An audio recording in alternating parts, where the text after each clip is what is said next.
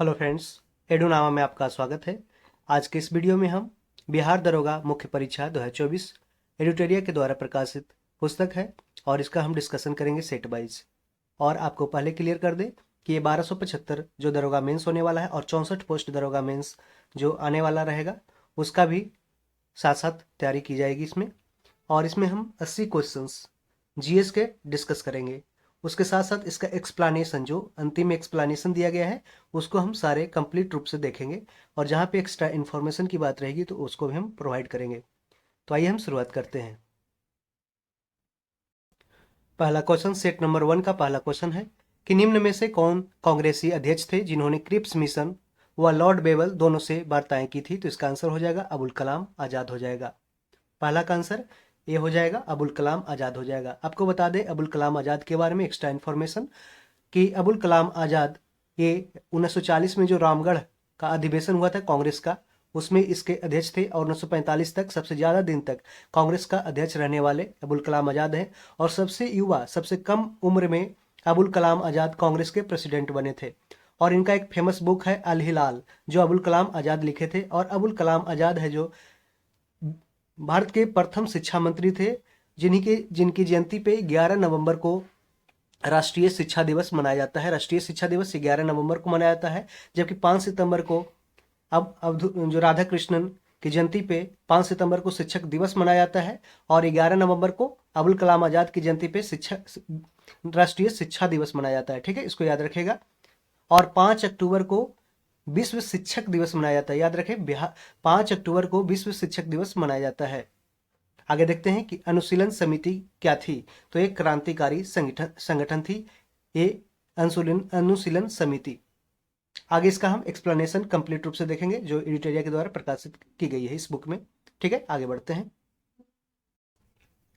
तीसरा क्वेश्चन है कि अखिल भारतीय किसान सभा के प्रथम सत्र की अध्यक्षता किसने की थी। तो ये स्वामी सहजानंद सरस्वती ने अखिल भारतीय किसान सभा के प्रथम सत्र की अध्यक्षता की थी। ऑल इंडिया किसान कांग्रेस की प्रथम सत्र की अध्यक्षता किसने की थी? स्वामी सहजानंद सरस्वती। ये कब हुआ था? 1936 में हुआ था। निम्नलिखित में से कौन एक भारतीय राष्ट्रीय आंदोलन में क्रांतिकारी नेता नहीं थे? तो इसका आंसर गोपाल कृष्ण गोखले हो जाएगा। देखिए, चंद्रशेखर आजाद, सुरेश सेन और भगत सिंह ये सारे क्रांतिकारी नेता थे, जबकि ये गोपाल कृष्ण गोखले ये नरम दल से आते थे और ये गरम दल से। 5वां नंबर क्वेश्चन, 1921 का मोपला विद्रोह कहाँ हुआ था? तो ये इसका आंसर केरल हो जाएगा। केरल में 1921 का मोपला विद्रोह हुआ था। इसका पूरा एक्सप्लेनेशन मेरे साथ बने रहे, अंत में हम इसका डिस्कशन सारा देखेंगे। भारत में प्रथम रेलवे लाइन किस ब्रिटिश गवर्नर के समय बिछाई गई थी? तो ये लॉर्ड डलहौजी के समय 1853 में भारत में प्रथम रेलवे लाइन बिछाई गई थी। और पहला जो ट्रेन चली थी वो कहाँ से? तो बॉम्बे से लेकर थाना तक चली थी और इसकी लंबाई कितनी थी? जो 34 किलोमीटर उस डिस्टेंस थी जहाँ पे ये रेलगाड़ी चली थी। ठीक है, अगला क्वेश्चन देखते हैं। निम्नलिखित में से कौन सी पुस्तक तिलक ने लिखी है? तो इसका आंसर हो जाएगा गीता रहस्य। गीता रहस्य किसने लिखा है? बाल गंगाधर तिलक ने। इसका आंसर बी हो जाएगा। और डिस्कवरी ऑफ इंडिया किसने लिखा है? जवाहरलाल नेहरू ने लिखा है। गोखले माई पॉलिटिकल पॉलिटिकल गुरु, ये किसने कहा था कि गोखले हमारे राजनीतिक गुरु हैं? तो ये महात्मा गांधी के गुरु थे। अलाउद्दीन खिलजी के आक्रमण के समय देवगिरी का शासक कौन था? अलाउद्दीन खिलजी के आक्रमण के समय देवगिरी का शासक कौन था? तो इसका आंसर हो जाएगा रामचंद्र देव। रामचंद्र देव हो जाएगा।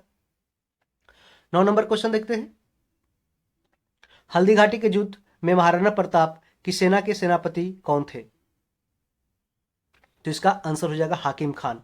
हाकिम खान। हल्दी घाटी के युद्ध कब हुआ था? 1576 में हुआ था और उसमें महाराणा प्रताप की सेना के सेनापति कौन था? हाकिम खान था। अब देखते हैं 10 नंबर क्वेश्चन। निम्नलिखित में से कौन हड़प्पा और मोहनजोदड़ो के उत्खनन से संबंधित नहीं थे? तो इसका आंसर बी.ए. स्मिथ हो जाएगा। बी.ए. स्मिथ एक इतिहासकार थे, जबकि आर.डी. बनर्जी, राखेलदास बनर्जी, एम.एस. बत्स और के.एन. दीक्षित ये सारे आर्कियोलॉजिस्ट थे। जो आर्कियोलॉजिस्ट थे यानी कि वो उत्खनन से संबंधित थे। ठीक है, हड़प्पा की खोज किया था 1921 में दयाराम साहनी ने, और जबकि 1922 में मोहनजोदड़ो की खोज की गई थी। ठीक है, ये राखालदास बनर्जी के द्वारा। कलिंग नरेश खारवेल का संबंध किससे था? तो कलिंग नरेश खारवेल का संबंध था चेदी वंश से। और ये कलिंग नरेश खारवेल किस धर्म को मानता था? तो जैन धर्म को मानता था। देखते हैं 12 नंबर क्वेश्चन, किस प्रकार की भूमि को अप्रहत अप्रहत कहा जाता था? तो इसका आंसर हो जाएगा बिना जोती हुई जंगली भूमि को अप्रहत कहा जाता था। जसवंत और दसावन नामक प्रसिद्ध चित्रकार पेंटर किस मुगल सम्राट के राजदरबारी से संबंधित थे? तो इसका आंसर हो जाएगा अकबर हो जाएगा, अकबर। 14 नंबर क्वेश्चन, कि प्राचीन भारत के महान व्याकरणविद पतंजलि पतंजलि किसके समकालीन थे? तो ये पुष्यमित्र शुंग के समकालीन थे। 1936 में लखनऊ में आयोजित अखिल भारतीय किसान सभा का प्रथम अध्यक्ष किसे चुना गया था? तो इसका आंसर हो जाएगा स्वामी सहजानंद सरस्वती को 1936 में लखनऊ में आयोजित अखिल भारतीय किसान सभा का प्रथम अध्यक्ष चुना गया था। 16 नंबर क्वेश्चन, कि पैराशूट धीरे धीरे नीचे आता है जबकि उसी ऊंचाई से फेंका गया पत्थर तेजी से गिरता है क्योंकि पैराशूट के पृष्ठ का क्षेत्रफल ज्यादा है अतः वायु का प्रतिरोध अधिक हो जाता है। तो आंसर सी हो जाएगा। किसी वस्तु के रेखीय संवेग यानी कि लीनियर मोमेंटम में परिवर्तन की दर उस पर लगने वाले, यहाँ पे खाली स्थान है, उसके समानुपाती होती है। इसका आंसर क्या हो जाएगा? तो इसका आंसर हो जाएगा बल हो जाएगा, फोर्स हो जाएगा। किसी वस्तु के रेखीय संवेग में परिवर्तन की दर उस पर लगने वाले बल के समानुपाती होते हैं।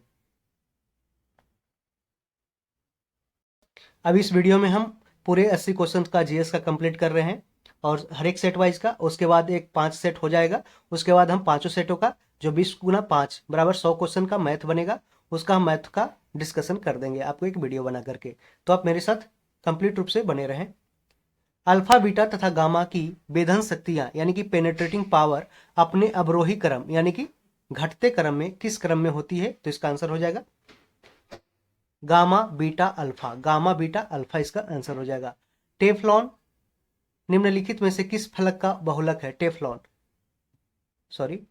टेफ्लॉन है जो किस एकलक का बहुलक है? तो इसका आंसर हो जाएगा टेट्राफ्लोरोएथिलीन, टेट्राफ्लोरोएथिलीन इसका आंसर हो जाएगा। टेफ्लॉन निम्नलिखित में से किस एकलक का बहुलक है, पॉलीमर है? तो टेट्राफ्लोरोएथिलीन इसका आंसर हो जाएगा।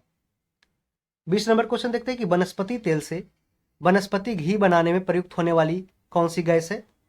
तो इसका आंसर हाइड्रोजन हो जाएगा। वनस्पति तेल से वनस्पति घी बनाने में प्रयुक्त होने वाली गैस क्या है? हाइड्रोजन है। अतिशीतलन यानी कि सुपर कूलिंग किस द्रव को डैश है शीतल करना होता है? तो अतिशीतलन सुपर कूलिंग किसी द्रव को हिमांक से नीचे शीतल करना होता है। 22 नंबर क्वेश्चन, निम्नलिखित में से कौन सा तत्व सभी कार्बनिक यौगिकों में मिलता है? सभी कार्बनिक यौगिकों में कौन सा तत्व मिलता है? तो इसका आंसर आपको पता है, सिंपल क्वेश्चन है कि कार्बन हो जाएगा। सिगरेट लाइटर में कौन सी गैस प्रयुक्त होती है? तो इसका आंसर हो जाएगा ब्यूटेन हो जाएगा, ब्यूटेन हो जाएगा। ब्यूटेन का फॉर्मूला आपको पता है कि मेथ हेथ प्रोप ब्यूट ऐसे इस तरीके से चलता है। और अल्केन अल्कीन अल्काइन 3 तरीके से होता है। CnH2n+2 पे इसको बनाइएगा। CnH2n पे अगर अल्केन रहेगा तो अंतिम में एन रहेगा तो अल्केन का फॉर्मूला होता है CnH2n+2।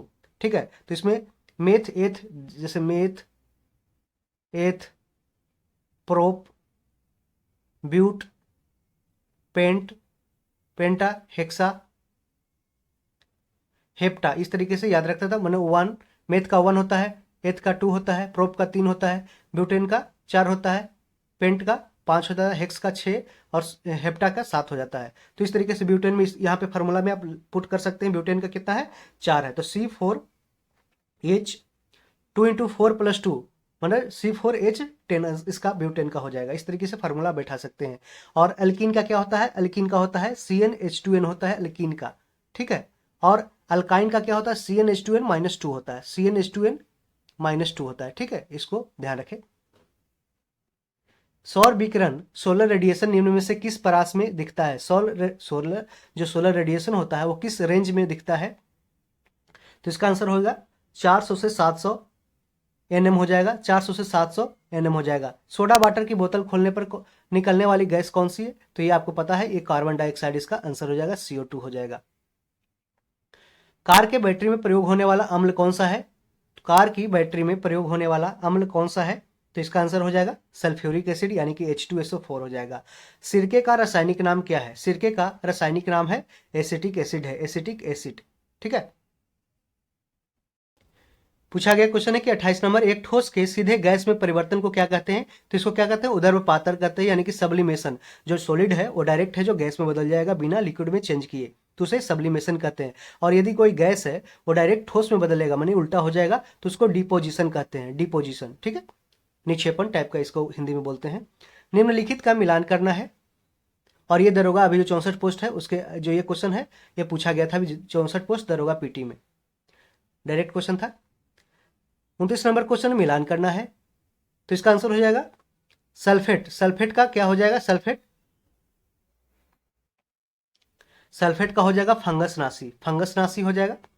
पेनिसिलिन, आपको पता है पेनिसिलिन क्या हो जाएगा? ये प्रतिजैविक है, यानी कि एंटीबायोटिक है, एंटीबायोटिक है ये पेनिसिलिन। यूरिया क्या है? तो एक फर्टिलाइजर है, उर्वरक है। मैलाथियन क्या है? कीटनाशी है। मैलाथियन क्या है? कीटनाशी। इस तरीके से मिलान कर सकते हैं। ए का 3 हो जाएगा, ए का 3, बी का 4 और सी का 1 और डी का 2 हो जाएगा। ऑप्शन सी करेक्ट हो जाएगा। इसका एक्सप्लेनेशन हम आगे देखेंगे, पूरे वीडियो को देखते रहें। निम्नलिखित में से किन कोशिकाओं में केंद्रक यानी कि जो न्यूक्लियस है वो नहीं पाया जाता है? किन कोशिकाओं में, कौन सा सेल में? तो इसका आंसर हो जाएगा मूल रोम कोशिका, लाल रुधिर कोशिका आरबीसी, और मोनोसाइट यानी कि एक केंद्र काणु, एक केंद्र काणु मोनोसाइट। तो इसका आंसर हो जाएगा 1 2 4 हो जाएगा। ऑप्शन ये सॉरी ऑप्शन बी हो जाएगा 1 2 4। मूल रोम कोशिका, आरबीसी और एक केंद्र काणु यानी कि मोनोसाइट हो जाएगा। इसमें प्लेटलेट्स में है जो किस पूछा है किन कोशिकाओं में केंद्रक नहीं होता, तो इन तीनों में नहीं होता जबकि प्लेटलेट्स में होता है। ठीक है, इसको याद रखिएगा, इसमें होता है जबकि इसमें तीनों में नहीं होता है। ठीक है, 31 नंबर क्वेश्चन, मानव तंत्र में इंसुलिन किसका चय अपचय मेटाबॉलिज्म नियंत्रित करता है?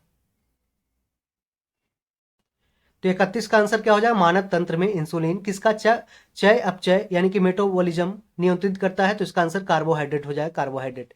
एक हाइड्रोकार्बन जिसमें कार्बन के 2 परमाणु द्विबंध जुड़े होते हैं वो क्या कहलाता है? तो ये अल्कीन कहलाता है। अभी हमने फार्मूला आपको बताया CnH2n, अल्कीन का फार्मूला होता है CnH2n होता है, meth prop butane pentane hexane, इस तरीके से। और अल्कीन में क्या होता है? Methene, propene, butene, pentene, hexene, heptene, octene, nonene, decene. ठीक है, तो यहाँ पे एल्कीन हो गया जिसमें कार्बन के 2 परमाणु द्विबंध जुड़े होते हैं, तो इसमें होता है सी, इस तरीके से होता है। ठीक है, एल्कीन का। अब हम देखते हैं डायन, डायन की पॉलीन्यूक्लियोटाइड श्रृंखला में क्या समाविष्ट होता है? तो एक नाइट्रोजनी क्षारक होता है, डीऑक्सीराइबोज शर्करा और फॉस्फेट ग्रुप होता है, फॉस्फेट ग्रुप। तो डीएन की पॉलीन्यूक्लियोटाइड श्रृंखला में क्या समाविष्ट होता है? तो एक नाइट्रोजनी क्षारक, डीऑक्सीराइबोज शर्करा और फॉस्फेट समूह होता है। अगला क्वेश्चन पूछा गया क्वेश्चन है कि ट्राइग्लिसराइड क्या है? ट्राइग्लिसराइड क्या है? तो ट्राइग्लिसराइड क्या आंसर इसका हो जाएगा? ऑप्शन सी बसा हो जाएगा, बसा हो जाएगा। शरीर में लोह की कमी होने से क्या होता है? तो इसमें क्या होता है? शरीर में आयरन की कमी होने से क्या होता है? तो इसका आंसर हो जाएगा रक्त अल्पता यानी कि खून की कमी होता है। 36 नंबर क्वेश्चन देखते हैं, भारत में राष्ट्रीय आय यानी कि नेशनल इनकम की गणना में एक समस्या क्या आती है? तो असंगठित क्षेत्र यानी कि अनऑर्गेनाइज सेक्टर। अनऑर्गेनाइज सेक्टर को काउंट करने में बहुत ही परेशानी होती है क्योंकि ये छोटे छोटे कुटीर उद्योग, स्मॉल इंडस्ट्री, ये छोटे छोटे होते हैं जो रजिस्टर्ड नहीं भी होते हैं, जिस कारण से राष्ट्रीय आय की गणना करने में एक समस्या भारत में आती है। जबकि अल्प रोजगार, बचत का निम्न स्तर, मुद्रास्फीति, ये सब सारी एक समस्या नहीं है राष्ट्रीय आय की गणना में। आंसर इसका असंगठित क्षेत्र हो जाएगा, अनऑर्गेनाइज सेक्टर। भारत में कृषि पुनर्वित्त प्रदान करने के लिए शिखर स्तर के बैंक का नाम क्या है? तो इसका नाम कृषि के लिए कौन सा ये करता है? भारत में कृषि पुनर्वित्त यानी कि एग्रीकल्चरल फाइनेंस लोन कौन प्रोवाइड करता है? तो ये कृषि तथा ग्रामीण विकास राष्ट्रीय बैंक यानी कि नाबार्ड। नाबार्ड की स्थापना national agriculture bank for reconstruction and development, NABARD, जिसका स्थापना हुआ था 1982 में शिवरमन समिति के अनुशंसा पे। आगे बढ़ते हैं, 38 नंबर क्वेश्चन है कि किसी अर्थव्यवस्था में निम्नलिखित में से किसी एक माप से गिनी गुणांक यानी कि गिनी गुणांक अथवा किसी अनुपात को संबंध किया जा सकता है? तो इसका आंसर हो जाएगा 38 का आय असमानता यानी कि इनकम इनइक्वालिटी यानी कि आय विषमता। किसी अर्थव्यवस्था में निम्नलिखित में से किसी एक माप से गिनी गुणांक आधार अथवा किसी अनुपात को संबंध किया जा सकता है। गिनी गुणांक का अगर पूछ देगा किससे है तो ये किससे संबंधित है, तो इनकम इनइक्वालिटी से संबंधित है। 39 नंबर क्वेश्चन पूछा है कि मांग के नियम यानी कि लॉ ऑफ डिमांड में निम्नलिखित में से कौन सी एक पूर्ण धारणा नहीं है, पूछा है, नहीं है, तो इसका आंसर हो जाएगा उपभोक्ता प्रदर्शन प्रभाव से प्रभावित होते हैं, यह एक पूर्ण धारणा नहीं है। जबकि देखते हैं पूर्ण धारणा क्या क्या है। उपभोक्ता की रुचि और वरीयता में कोई बदलाव नहीं होता है। उपभोक्ता की आय नियत बनी रहती है, इनकम जो है कांस्टेंट। कंज्यूमर, कंज्यूमर क्या होता है, जो हम लोग उपभोक्ता है, ठीक है। स्थानापन्न वस्तुओं के दाम में कोई परिवर्तन नहीं होता है, ठीक है, तो इसका आंसर ऑप्शन सी हो जाएगा। अगला देखते हैं 40 नंबर क्वेश्चन कि निम्नलिखित राज्यों पर विचार करना है कि भारत में चावल उत्पादक राज्यों के रूप में कौन से सही आरोही क्रम को चुनना है। माने कि आरोही क्रम मतलब बढ़ते क्रम में, ठीक है। जो सबसे कम है वो सबसे पीछे रहेगा, आगे रहेगा, और सबसे ज्यादा है आरोही क्रम होता है बढ़ते हुए क्रम में, ठीक है। तो ये पहला कह रहा है चावल उत्पादक राज्यों में उपयुक्त के सही आरोही क्रम को चुनना है। तो 40 का आंसर हो जाएगा। देखिए पहले पश्चिम बंगाल, फिर पंजाब, आंध्र प्रदेश और फिर उत्तर प्रदेश हो जाएगा। आंसर ऑप्शन ए हो जाएगा। इसको मिलान करना है कि निम्नलिखित राज्यों पर विचार करना है कि भारत में चावल उत्पादक राज्यों के रूप में उपर्युक्त के सही आरोही क्रम को चुनना है। तो पश्चिम बंगाल, फिर पंजाब, फिर आंध्र प्रदेश, फिर उत्तर प्रदेश। 41 नंबर क्वेश्चन, भौगोलिक अपर्दन चक्र की संकल्पना इनमें से किसने प्रस्तुत की है। तो इसका WM डेविस हो जाएगा। WM डेविस भौगोलिक अपर्दन यानी कि जियोलॉजिकल इरोजन साइकिल की संकल्पना किसने प्रस्तुत किया है। WM डेविस ने। क्वेश्चन रिपीट किया है कई बार। निम्नलिखित में से कौन सी एक भारतीय सेना के कमांडो में एक कमांड नहीं है। निम्नलिखित में से कौन सी एक भारतीय सेना के कमांडो में से एक कमांड नहीं है। तो इसका आंसर हो जाएगा उत्तर पूर्वी कमांड यानी कि नॉर्थ ईस्ट कमांड कोई भी कमांड नहीं है। जबकि साउथ वेस्ट कमांड है, सेंट्रल कमांड है और सैन्य प्रशिक्षण कमांड है, जो कहाँ पे है, ये हिमाचल प्रदेश की राजधानी शिमला में है सैन्य प्रशिक्षण कमांड। इसका आंसर बी हो जाएगा। 43 नंबर क्वेश्चन देखते हैं। निम्नलिखित के आधार पर हिमालय नदी की प्रायद्वीपीय नदी से तुलना करना है और इसमें पूछा गया कौन सा सही उत्तर है। अधिकांश हिमालय नदी 12मासी होते हैं, जबकि अधिकांश प्रायद्वीपीय नदियां वर्षा पर निर्भर होती है। ये बिल्कुल सही स्टेटमेंट है, क्योंकि अधिकांश जो हिमालय नदी है जैसे गंगा है वो हमेशा बहते रहती है।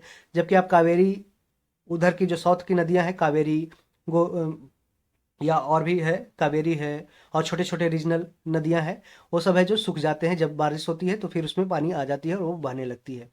हिमालय नदी की ढाल प्रायद्वीपीय नदी की तुलना में हिमालय नदी की ढाल प्रायद्वीपीय नदी की तुलना में अधिक खड़ा है, ठीक है, ये भी स्टेटमेंट सही है, ठीक है। प्रायद्वीपीय नदी हिमालय नदी की तुलना में अपने रास्ते में अधिक क्षरण का कारण बनती है, तो ये स्टेटमेंट गलत है। देखिए प्रायद्वीपीय नदी है जो एक समतल भाग से गुजरती है, जिस कारण से बहुत ज्यादा क्षरण नहीं होती, लेकिन हिमालय नदी क्या होता है, ये अपने रास्ते में अधिक क्षरण का कारण बनती है हिमालय नदी, क्योंकि वो है जो पहाड़ तक के तोड़ के है जो वापस वो जो आगे की ओर बढ़ता है, जिस कारण से हिमालय नदी है जो ज्यादा क्षरण करती है, इरोजन करती है प्रायद्वीपीय नदी से। ये स्टेटमेंट उल्टा दे दिया है, ठीक है। तो इसमें केवल 1 और 2 सही है। 44 नंबर क्वेश्चन, गंगा के मैदान को एक डैश के रूप में वर्णित किया गया है। गंगा के मैदान को एक जियोसिंक्लाइन के रूप में वर्णित किया गया और बीपीएससी पीटी में क्वेश्चन पूछा गया है कि गंगा के मैदान को एक जियोसिंक्लाइन के रूप में वर्णित किया गया है। भूमिगत कोयले का दहन किस राज्य में होता है। भूमिगत कोयले का दहन किस राज्य में होता है, तो ये इसका आंसर झारखंड हो जाएगा, झारखंड हो जाएगा। अर्जुन पुरस्कार किस वर्ष से प्रारंभ हुआ था। अर्जुन पुरस्कार किस वर्ष से प्रारंभ हुआ था। 1961 से प्रारंभ हुआ था और इस वर्ष है जो अर्जुन पुरस्कार लोकप्रिय क्रिकेटर मोहम्मद शमी को दिया गया है और शीतल देवी को भी दिया गया है। तुमलापल्ली खदान जिसे दुनिया का सबसे बड़ा यूरेनियम का भंडार माना जाता है, कहां पे स्थित है तुमलापल्ली खान, तो ये आंध्र प्रदेश में स्थित है, आंध्र प्रदेश में। जवाहर सुरंग का निर्माण निम्न में से किस दर्रे के अंतर्गत किया गया है, तो इसका आंसर बनिहाल दर्रा हो जाएगा, बनिहाल दर्रा। जवाहर सुरंग का निर्माण बनिहाल दर्रे के अंतर्गत किया गया है। सौरमंडल का सबसे चमकदार ग्रह कौन सा है? तो इसका आंसर हो जाएगा, आपको पता है सौरमंडल का सबसे चमकदार ग्रह कौन सा है? तो ये शुक्र ग्रह है। कौन सा है? शुक्र ग्रह है। ऑप्शन डी हो जाएगा। शुक्र ग्रह को मॉर्निंग स्टार और इवनिंग स्टार के नाम से जाना जाता है और पृथ्वी की जुड़वा बहन शुक्र को बोला जाता है।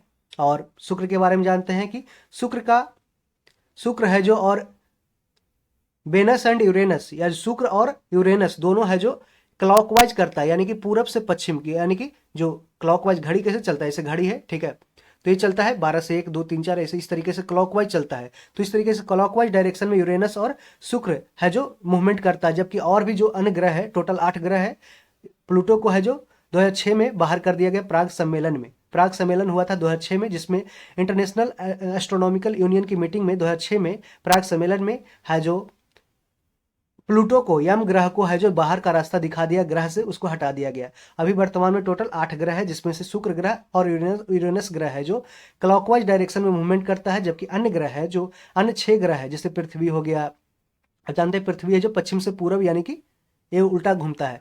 तो इस तरीके से जैसे हमारे यहाँ जो पृथ्वी पर क्या होता है कि पूरब में सूर्योदय होता है और पश्चिम में सूर्यास्त होता है, उस कारण से यूरेनस और शुक्र पे क्या होता है कि पश्चिम में सूर्योदय होता है और पूरब में सूर्यास्त होता है, इस तरह उल्टा होता है, ठीक है।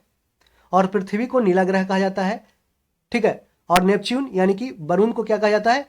Blue planet. ब्लू प्लानेट हल्का हरा रंग, थोड़ा हल्का ब्लू होता है, हल्का नीला होता है, जिस कारण से इसे ब्लू प्लैनेट भी बोला जाता है, पृथ्वी को भी ब्लू प्लैनेट बोला जाता है। और यही 64 पोस्ट पीटी में पूछा गया क्वेश्चन है, 64 पोस्ट मेंस में, कि जो ब्लू प्लैनेट है इसमें से कौन है? उसमें पृथ्वी आंसर ऑप्शन में नहीं था, तो नेपच्यून उसका आंसर हो जाता है। और देखिए नेपच्यून और पीला ग्रह किसको कहा जाता है? बृहस्पति को पीला ग्रह कहा जाता है। पीला ग्रह, बृहस्पति को पीला ग्रह कहा जाता है और मंगल को लाल ग्रह कहा जाता है, ठीक है। मीथेन की यहाँ पे अधिकता होने के कारण है जो नेपच्यून को है जो हरा ब्लू प्लैनेट कहा जाता है। कौन सा वैश्विक सम्मेलन ग्रीन हाउस गैस उत्सर्जनों में कमी के लिए आयोजित वैश्विक समझौतों की दिशा में पहला कदम था? 50 नंबर क्वेश्चन देखिए, कौन सा वैश्विक सम्मेलन ग्रीन हाउस गैस उत्सर्जनों में कमी के लिए आयोजित वैश्विक समझौतों की दिशा में पहला कदम था? तो ये कौन सा? ये रियो डी जेनेरियो में हुआ था पृथ्वी सम्मेलन 1992 में। उसके बाद 10 साल के बाद हुआ जोहान्सबर्ग में रियो प्लस 10, ठीक है, रियो प्लस 10 हुआ, फिर रियो प्लस 20 हुआ, फिर वापस हुआ 20 साल बाद, ठीक है। 20 साल बाद कहाँ? वहीं पे रियो डी जेनेरियो ब्राजील में ही हुआ। तो कौन सा वैश्विक सम्मेलन ग्रीन हाउस गैस और किससे रिलेटेड है? ये ग्रीन हाउस गैस उत्सर्जनों में कमी के लिए आयोजित किया था, वैश्विक समझौता के लिए पहला कदम था। अर्थ समिट जिसे बोलते हैं, ये रियो डी जेनेरियो में 1992 में पहला बार हुआ था। निम्नलिखित में से कौन सा वन्यजीव अभयारण्य बिहार के मुंगेर जिला में स्थित है? मुंगेर जिले में कौन सा वन्यजीव अभयारण्य स्थित है? तो इसका आंसर हो जाएगा भीम बांध। भीम बांध कहाँ है? मुंगेर में। जबकि वाल्मीकि टाइगर रिजर्व कहाँ है? पश्चिम चंपारण में। और राजगीर में क्या है? तो पंत टाइगर रिजर्व है, पंत टाइगर रिजर्व इस तरीके से है, पंत नेशनल पार्क शायद है। अब हम 52 नंबर क्वेश्चन देखते हैं कि नागी पक्षी अभयारण्य, जो नागी नकटी आप जानते हो, नागी नकटी पक्षी अभयारण्य कहाँ पे है? तो बिहार के कहाँ पे है? ये जमुई जिला में है, जमुई जिला में। और जमुई से ही सबसे ज्यादा है जो सोने की खान की प्राप्ति हुई थी, मतलब कि वहाँ पे एक्सपेक्ट किया गया है मिनिस्ट्री ऑफ टूरिज्म के द्वारा, मिनिस्ट्री ऑफ ये माइंस के द्वारा ये एक्सपेक्ट किया गया है कि जमुई में बहुत ज़्यादा सोने की खान पाई गई है। बिहार में गन्ना उत्पादन में अग्रणी जिला कौन सा है?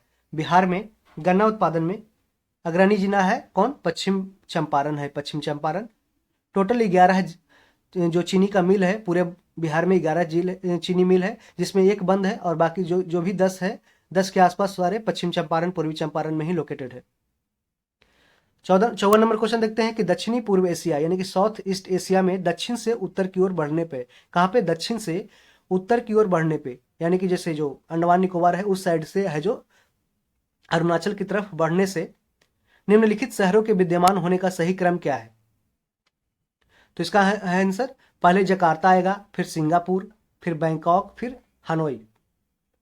इंडोनेशिया की राजधानी जकार्ता, जो आप देखे होंगे कि अंडमान एंड निकोबार है, उसके पास क्या, उसके बाद क्या है? सुमात्रा है, फिर जावा है, सुमात्रा जावा। जो सुमात्रा जावा किसका द्वीप है? इंडोनेशिया का द्वीप है। इंडोनेशिया से जस्ट ऊपर सिंगापुर आता है, सिंगापुर के ऊपर थाईलैंड जो बैंकॉक है जिसका राजधानी, उसके ऊपर है जो वियतनाम आता है, वियतनाम जो जिसका राजधानी हनोई है, और वियतनाम ही है जो वियतनाम के बाद फिर ये उसके फिर बहुत सारे नॉर्थ ईस्ट एशियन जो स्टेट कंट्री है, जैसे कि उसमें 10 आते हैं और ऊपर आते हैं, जैसे म्यांमार तक आते हैं, म्यांमार से फिर बॉर्डर टच करता है अरुणाचल प्रदेश का। तो इस तरीके से आप मिलान कर सकते हैं। ऑप्शन सी इसका सही हो जाएगा कि दक्षिण से उत्तर की ओर बढ़ने पे। निम्न में से किस क्षेत्र में भूमध्य सागरीय जलवायु प्रचलित नहीं है, यानी कि जो मेडिटेरेनियन क्लाइमेट है वहां पे प्रचलित नहीं है, किस क्षेत्र में? तो इसका आंसर हो जाएगा पंपास, पंपास। यहाँ पे देखिए केप टाउन कहाँ है? साउथ अफ्रीका में है, साउथ अफ्रीका की राजधानी भी बोला जाता है। एडिलेड ऑस्ट्रेलिया में है और मध्य चिली साउथ अमेरिका में है। पंपास अर्जेंटीना, ठीक है। पंपास से घास का मैदान भी है। जो पूछा है किस क्षेत्र में भूमध्य सागरीय जलवायु प्रचलित नहीं है, तो इसका आंसर पंपास अर्जेंटीना हो जाएगा। क्योंकि देखिए साउथ अमेरिका बहुत दूर है, यहाँ पे देखिए कौन नहीं है प्रचलित, तो ये पंपास इसका आंसर। जबकि केप टाउन, मध्य चिली, एडिलेड ये सारे है जो इससे प्रभावित है। 56 नंबर क्वेश्चन, निम्नलिखित में से कौन सी जल संधि अमेरिका और रूस को अलग करती है? तो ये बेरिंग जल संधि है जो अमेरिका और रूस को अलग करती है। और बेरिंग जल संधि पूछ देगा कि कौन सी महासागर में है, तो ये पैसिफिक ओशियन में यानी कि प्रशांत महासागर में बनाया गया है। चंबल नदी पर राणा प्रताप सागर जल विद्युत परियोजना किस राज्य में स्थित है? तो ये राजस्थान में स्थित है। और डायरेक्ट आपसे पूछेगा कि राणा प्रताप सागर जल विद्युत परियोजना कहाँ है, तो ये राजस्थान के चंबल नदी में है, ठीक है। और देखते हैं 58 नंबर क्वेश्चन, निम्नलिखित में से कौन सी मवेशी नस्ल राजस्थान की नहीं है? तो थारपारकर है, राठी है, मेवाती है, जबकि हल्लीकर यहाँ पे राजस्थान की मवेशी नस्ल नहीं। इसका क्या नहीं है, तो आगे हम एक्सप्लेनेशन में देखेंगे, मेरे साथ बने रहें। निम्नलिखित में से कौन सी एक जर्मनी का कोयला क्षेत्र नहीं है? तो इसमें इसका आंसर लॉरेन बेसिन है। लॉरेन कहाँ है? लॉरेन बेसिन कहाँ है? फ्रांस में है, फ्रांस में है। जबकि रूर घाटी, सार बेसिन और अचेन बेसिन ये सारे जर्मनी का कोयला क्षेत्र है, ठीक है। और इसका आंसर कौन है? लॉरेन बेसिन इसमें नहीं है, ये फ्रांस का है। जबकि रूर घाटी जर्मनी का फेमस है। और जो भारत का रूर घाटी कहा जाता है, छोटा नागपुर के पठारी को रूर घाटी भारत का कहा जाता है, जहां से ज्यादा कोयला है जो प्रोडक्शन किया जाता है भारत में। मेघालय पठार किसका विस्तार है? तो इसका आंसर जो है प्रायद्वीपीय पठार।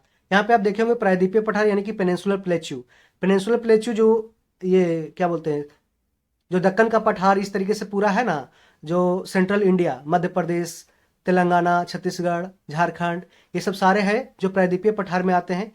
यहाँ तक कर्नाटक तक के प्रायद्वीपीय पठार में आते हैं। और यही प्रायद्वीपीय पठार है जो कहाँ तक फैला हुआ है, ये मेघालय पठार तक, यानी कि जो मेघालय पठार में कौन कौन आते हैं, गारो, खासी, जयंतिया, जो 3 पहाड़ियाँ आती है, ये सब सारे वहां तक फैला हुआ है, ठीक है। ये हिमालयन पठार का भाग नहीं है, इसका आंसर हिमालय गलत हो जाएगा।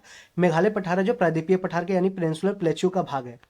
और प्रायद्वीपीय पठार में आपको बता दें जो मालदा फॉल्ट होता है, जो पश्चिम जो इस तरीके से जाता है, यहाँ पे ये इस तरीके से नॉर्थ ईस्ट है, तो मेघालय फॉल्ट यहाँ पे जो मालदा गैप होता है, वेस्ट बंगाल में मालदा आम जहाँ पे होता है, ये उसका फेमस है मालदा गैप। ये मालदा गैप है, दोनों को अलग करता है। लेकिन ये है ना, इसके कारण जो प्रायद्वीपीय पठार है, प्रायद्वीपीय पठार का ही एक्सटेंशन माने आगे विस्तृत रूप है कौन, ये मेघालय पठार। इसको बस याद रखिएगा, कई बार क्वेश्चन पूछा जाता है। पुंछी आयोग, पुंछी आयोग निम्न में से किससे संबंधित है? तो ये केंद्र राज्य संबंध से संबंधित है पुंछी आयोग। पुंछी आयोग की स्थापना हुआ था 2010 में, ठीक है, इसको याद रखिएगा। और सरकारी आयोग भी पूछेगा कि सरकारी आयोग किससे संबंधित है, तो ये केंद्र राज्य संबंध से संबंधित है, यानी कि सेंटर स्टेट रिलेशन से संबंधित है सरकारी आयोग। 1983 में सरकारी आयोग की स्थापना की गई थी और 1987 में सरकारी कमीशन ने अपना रिपोर्ट है जो पेश किया था। 62 नंबर क्वेश्चन देखते हैं। 1992 के 73वें संविधान संशोधन अधिनियम के संदर्भ में यह निम्नलिखित में से किसे अनिवार्य आरक्षण प्रदान करता है? तो इसका आंसर हो जाएगा, देखिए अनुसूचित जाति को तो करता है, एससी को करता है, एसटी को करता है और महिला को करता है, लेकिन अन्य पिछड़ा वर्ग को, अदर जो बैकवर्ड क्लासेज होता है उसके लिए, ओबीसी के लिए नहीं करता है। ओबीसी के लिए बस स्टेट पे डिपेंड करता है कि ओबीसी के लिए वो सीट रिजर्व करे या नहीं करे। लेकिन 73वें संविधान संशोधन अधिनियम में यह है जो आरक्षित सीट नहीं माना जाता है, ठीक है। ये अनिवार्य है सीट एससी और एसटी और महिला के लिए। तो 1, 2, 3 इसका आंसर हो जाएगा। याद रखें कि 73वें संविधान संशोधन 1992 में आया और ये पंचायती राज जो अधिनियम है उसको है जो एक कॉन्स्टिट्यूशनल बॉडी बना दिया, ठीक है, कॉन्स्टिट्यूशनल बना दिया यानी संवैधानिक बना दिया। पहले ये डीपीएसपी में और अभी भी डीपीएसपी में है, यानी कि डीपीएसपी में आर्टिकल 40 में है जो पंचायती राज का जिक्र किया गया है। और ये जब ऐड किया गया 73वें संविधान में तो इसमें टोटल विषय कितना रखा गया, तो टोटल विषय 29 विषय रखा गया है पंचायती राज में। जबकि म्यूनिसिपल यानी कि जो 74वें संविधान संशोधन हुआ 1992 में, उसमें नगर निगम को भी ऐड किया गया, उसमें है जो कितना है, तो उसमें 18 विषय को ऐड किया गया है, 18 विषय को जोड़ा गया है। और इसमें जो नगर निगम और पंचायत पे जो कानून बनाता है वो किसका काम है, दायित्व है, तो ये राज्य सरकार का दायित्व है। और ये शेड्यूल 7 जो अनुसूची 7 आता है उसमें ये स्टेट लिस्ट यानी राज्य सूची के अंतर्गत है जो पंचायत का और नगर निगम का उल्लेख आता है। ठीक है, इसको आगे ध्यान रखिएगा। आगे बढ़ते हैं। 63 नंबर क्वेश्चन कि भारतीय संविधान में 21वें संशोधन अधिनियम द्वारा किस भाषा को जोड़ा गया, तो ये सिंधी को जोड़ा गया। भारतीय संविधान में 21वें संशोधन अधिनियम किस भाषा को जोड़ा गया, तो सिंधी को जोड़ा गया। देखिए मूलतः संविधान में टोटल है जो 14 भाषा था, 14 भाषा था, जिसमें आज भी टोटल अभी कितना हो गया जोड़ करके 8 और जोड़ा गया, तो टोटल अभी 22 है, 22। और इस शेड्यूल कौन सा अनुसूची में है, तो 8वां अनुसूची में है। कौन सा, 8वां अनुसूची में है। और इसमें देख लीजिए इसमें इंग्लिश है जो नहीं है, इंग्लिश है जो इसको ऐड नहीं किया गया है। ठीक है, तो सबसे ज्यादा भारत में बोली जाने वाली भाषा कौन सी है, हिंदी है। और दूसरा नंबर आता है बंगाली का। ठीक है, इसको ध्यान रखिएगा, बंगाली का। और एक इसमें संविधान संशोधन अधिनियम 1967 में हुआ था, जिसमें है जो 14 हुआ था, 14 था, उसमें एक सिंधी जोड़ करके 15 हो गया था। ठीक है, 15 हो गया। और वर्तमान में आगे भी हम संशोधन देखेंगे कौन कौन हुए थे। और टोटल अभी वर्तमान में 22 है।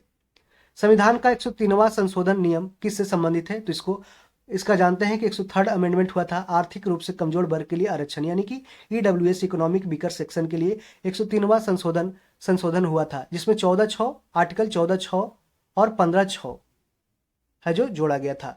14(6) और 15(6) सॉरी 15(6) और 16(6). ठीक है, 15(6) और 16(6) है जो संविधान में जोड़ा गया था। 16 में है कि पब्लिक एम्प्लॉयमेंट में है जो उसको है जो रोजगार पब्लिक एम्प्लॉयमेंट में सीट है जो उसके लिए रिजर्व करना। और 15वां उसमें है कि भेदभाव नहीं करना, डिस्क्रिमिनेशन नहीं करना। ठीक है, 65 नंबर क्वेश्चन, निम्नलिखित में से कौन सा एक प्रावधान भारतीय संविधान के अंतर्गत संसद के सदस्यों के विशेषाधिकारों तथा उन्मुक्तियों को निर्धारित करते हैं, तो इसका आंसर आप जानते हैं अनुच्छेद 105। अनुच्छेद 105 में दिया गया है right to privilege to parliamentarian. ठीक है, तो एक भारतीय संविधान के अंतर्गत संसद के सदस्यों के विशेषाधिकार यानी कि प्रिविलेज दिया गया है कुछ, उसको आगे देखते हैं, तथा उन्मुक्तियों को निर्धारित करता है आर्टिकल 105। 66 नंबर क्वेश्चन, भारतीय संविधान का भाग 16 किससे संबंधित है, कि कुछ वर्गों के लिए उपवंश से, कुछ वर्गों के उपवंश से संबंधित है पार्ट 16। पार्ट 18 क्या है, तो इसको याद रखिएगा, पार्ट 18 इमरजेंसी से संबंधित है, आपातकाल से। इसमें इमरजेंसी में कितने आपातकाल आते हैं, 3 आपातकाल आते हैं। आर्टिकल 352 में नेशनल इमरजेंसी यानी कि राष्ट्रीय आपातकाल। 356 आर्टिकल में होता है 356 प्लस 365 को जोड़ करके है जो राज्य में आपातकाल लगाया जाता है। और 360 में वित्तीय आपातकाल। वित्तीय आपातकाल अभी पूरे भारत में एक बार भी नहीं लगाया गया है। और राष्ट्रीय आपातकाल देश भर में 3 बार लगाया गया है। ठीक है, और राज्य जो आपातकाल है वो कई बार प्रेसिडेंट रूल लगाया गया। बिहार में सबसे पहला बार प्रेसिडेंट रूल लगा था कब, 1968 में लगाया गया था। और अभी तक टोटल 8 बार है जो बिहार में लगाया जा चुका है राष्ट्रपति शासन। निम्नलिखित में से संविधान सभा की संघ संविधान समिति का अध्यक्ष कौन था, तो ये इसका आंसर हो जाएगा पंडित जवाहरलाल नेहरू। पंडित जवाहरलाल नेहरू संविधान सभा की संघ संविधान समिति, जहां पे संघ रहेगा, तो उस समय जो आप जानते हैं इंटरिम गवर्नमेंट बनी थी, इंटरिम गवर्नमेंट के जो उप अध्यक्ष थे कौन थे, जवाहरलाल नेहरू थे, जबकि अध्यक्ष कौन थे, वो लॉर्ड माउंटबेटन था। ठीक है, जवाहरलाल नेहरू इसका आंसर हो जाएगा। निम्नलिखित में से किस अधिनियम के अंतर्गत भारतीय विधान परिषद को बजट पर बहस करने की शक्तियां प्रदान की गई, तो ये ऑप्शन बी हो जाएगा, भारतीय परिषद अधिनियम 1892। इंडियन काउंसिल एक्ट 1892 के द्वारा भारतीय विधान परिषद यानी कि इंडियन जो लेजिस्लेटिव काउंसिल था उसको बजट पर बहस करने की शक्ति है जो प्राप्त हुई। 1909 ये पार्लियामेंटरी रिफॉर्म्स था, जो मुस्लिम को एक सांप्रदायिक प्रचंड जो सांप्रदायिक माने जहां से अगर मुस्लिम अगर कहीं से खड़ा है तो मुस्लिम ही वहां पे वोट दे पाएगा। ठीक है, भारत शासन अधिनियम 1909, इसमें डायरकी को माने कि जो द्वीप शासन था, डायरकी को जो प्रोविंसेज में यानी कि प्रांतों में उस पर लागू कर दिया गया 1919 में। ठीक है,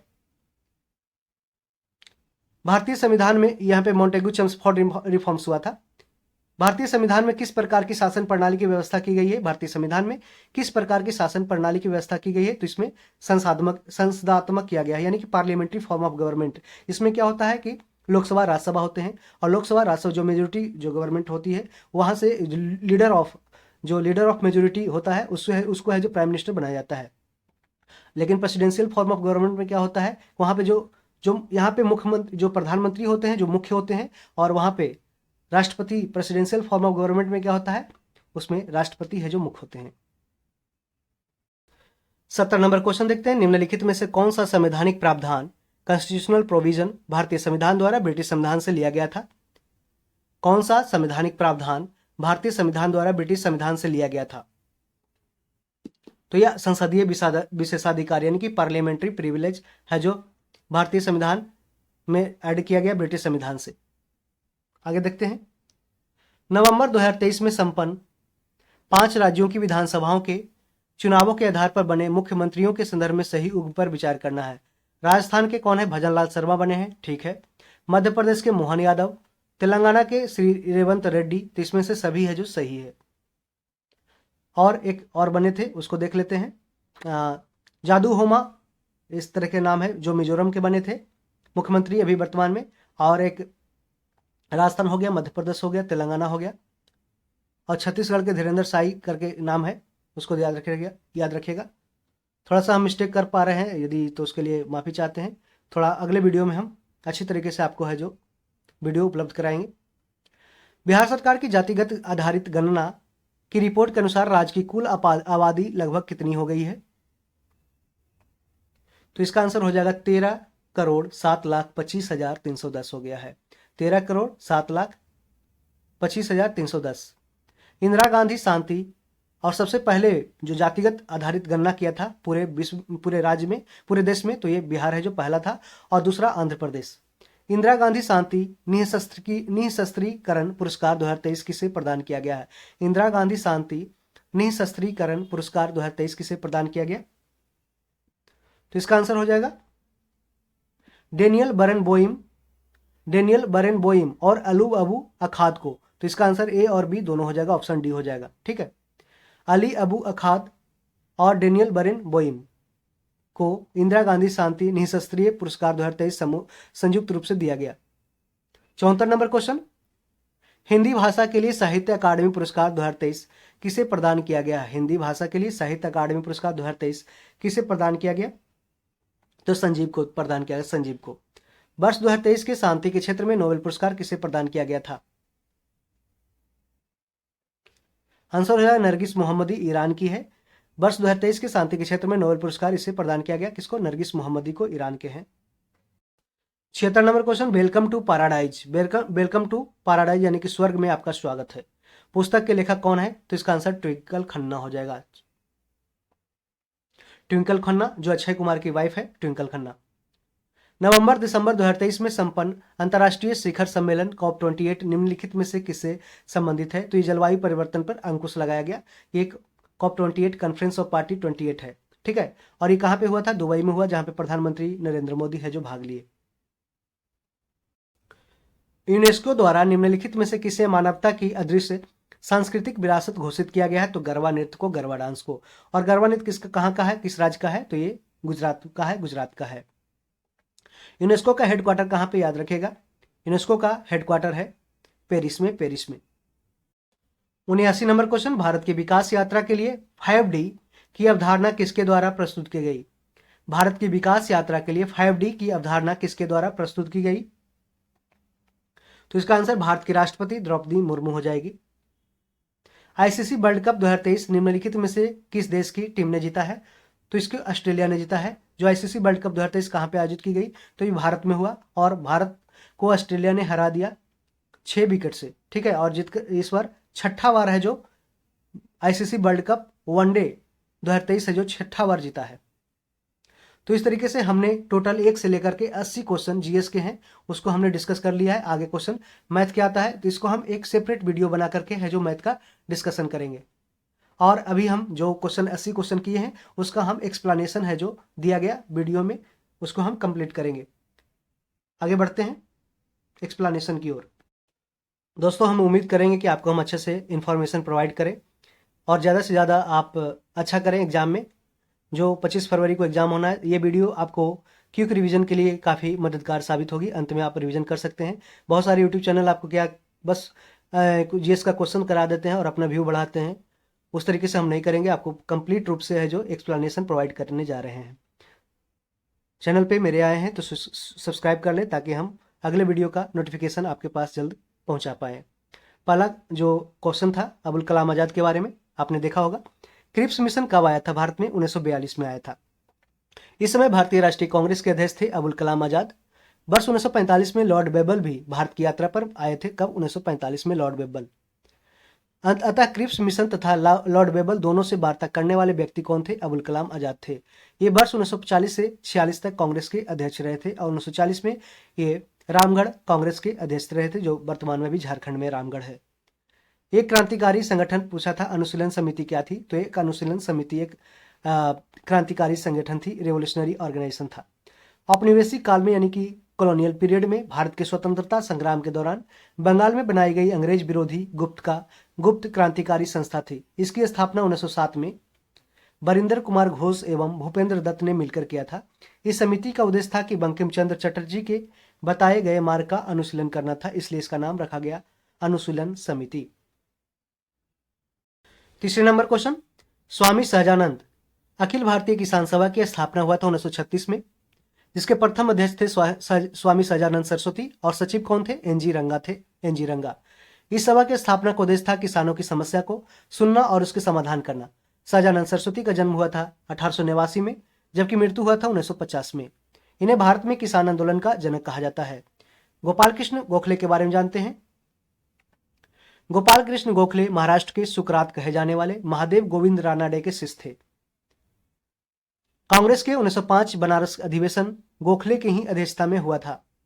1902 में गोखले को इंपीरियल लेजिस्लेटिव काउंसिल का सदस्य चुना गया। क्वेश्चन पूछा गया, क्वेश्चन सारे हैं।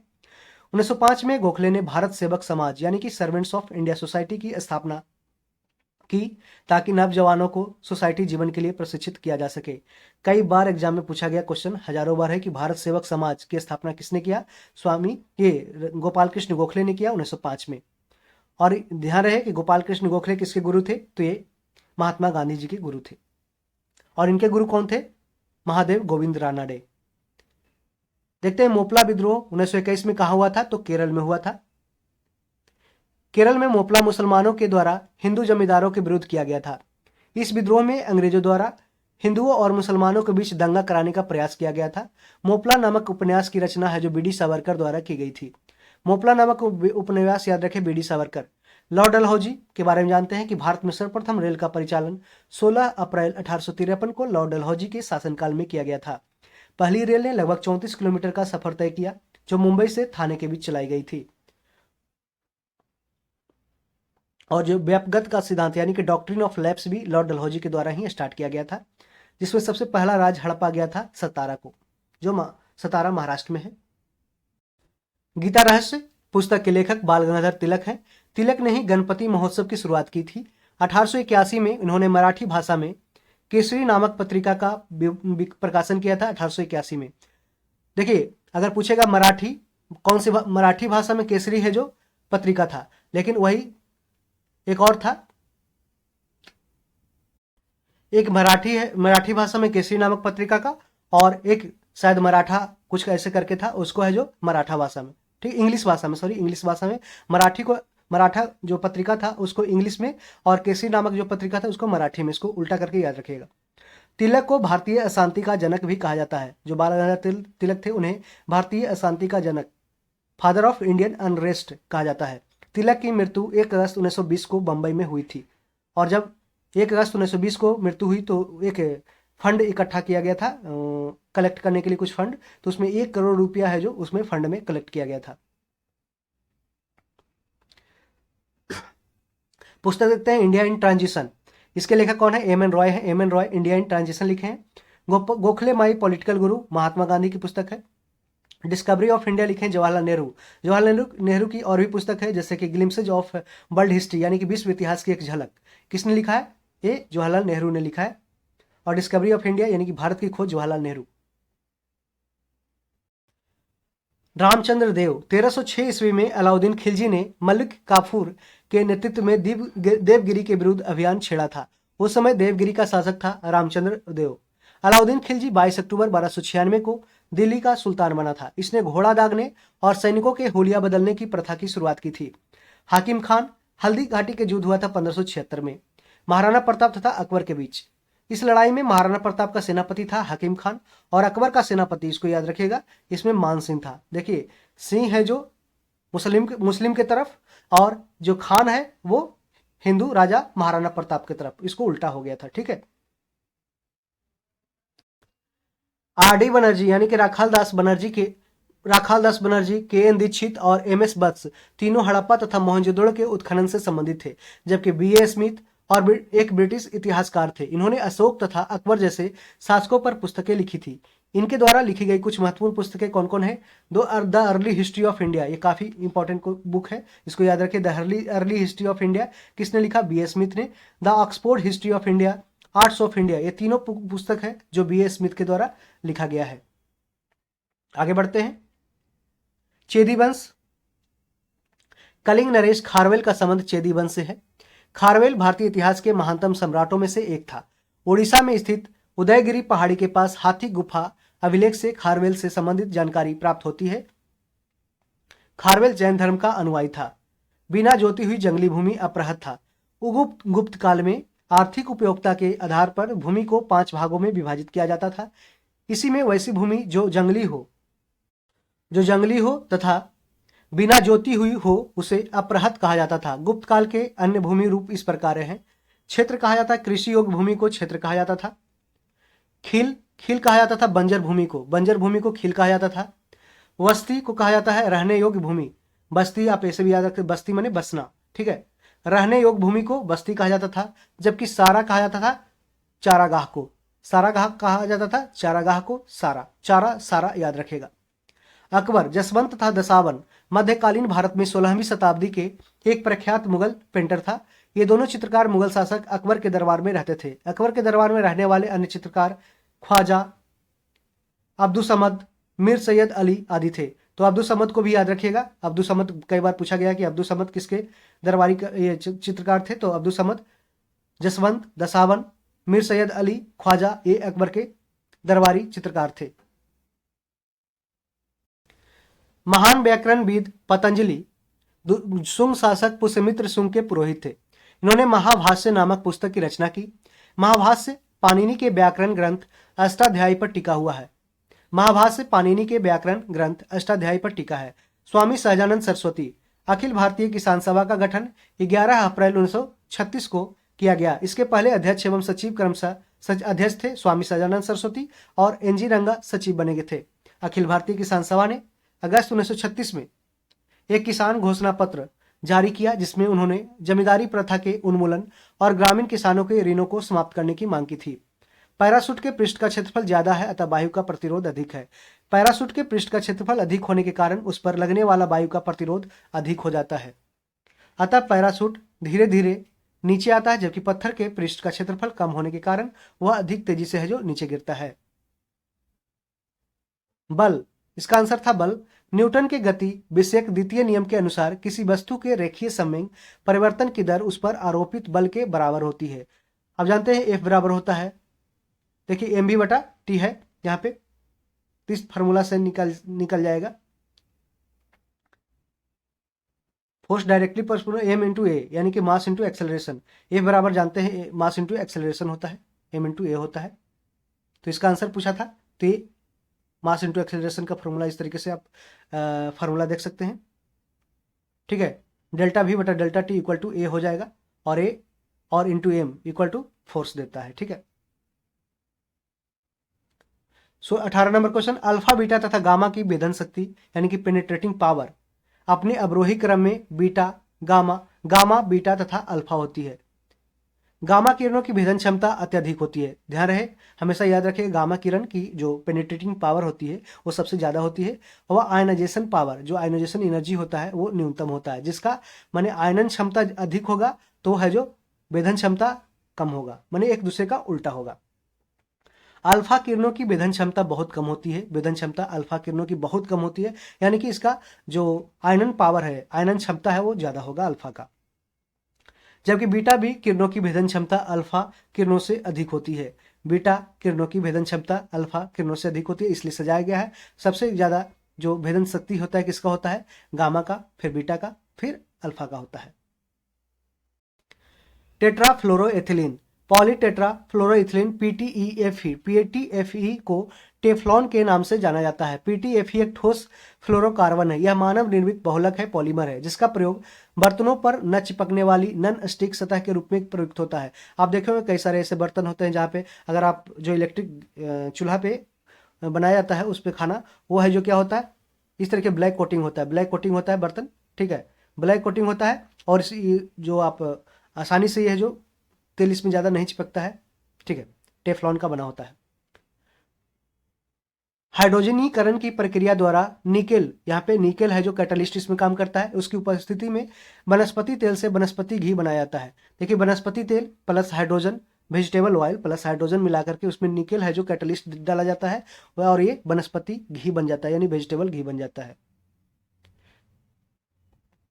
किसी द्रव या गैस को बिना ठोस बनाए ही उसका ताप हिमांक से कम करना अति शीतलन यानी कि सुपर कूलिंग कहलाता है। अधिकांश द्रव यदि पूर्णतः स्वच्छ बर्तन में बहुत धीरे धीरे ठंडे किए जाए तो अपने समान हिमांक से नीचे बिना क्रिस्टलीकृत हुए पहुंच जाते हैं। कार्बन एक चतुसंयोजक धातु है। यह स्वयं या अन्य परमाणुओं से बहुबंध बनाता है, यानी कि बॉन्ड बनाता है। कार्बन के सर्वाधिक यौगिक मिलते हैं जिसमें कार्बन की अवस्थिति रहती है। ब्यूटेन एक ज्वलनशील हाइड्रोकार्बन तथा आसानी से तुरंत जलने वाली गैस है, जिसका उपयोग है जो सिगरेट लाइटर में किया जाता है।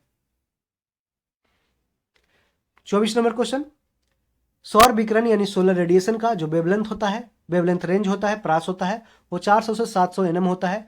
यह दृश्य विकिरण होता है, यानी कि विजुअल रेडिएशन होता है, जो प्रिज्म से गुजरने पर 7 रंगों में विभाजित हो जाता है। आपको डायरेक्ट पूछ देगा क्वेश्चन कि विजुअल रेडिएशन का जो रेंज होता है वो क्या होता है, तो 400 से लेकर 700 एनएम होता है।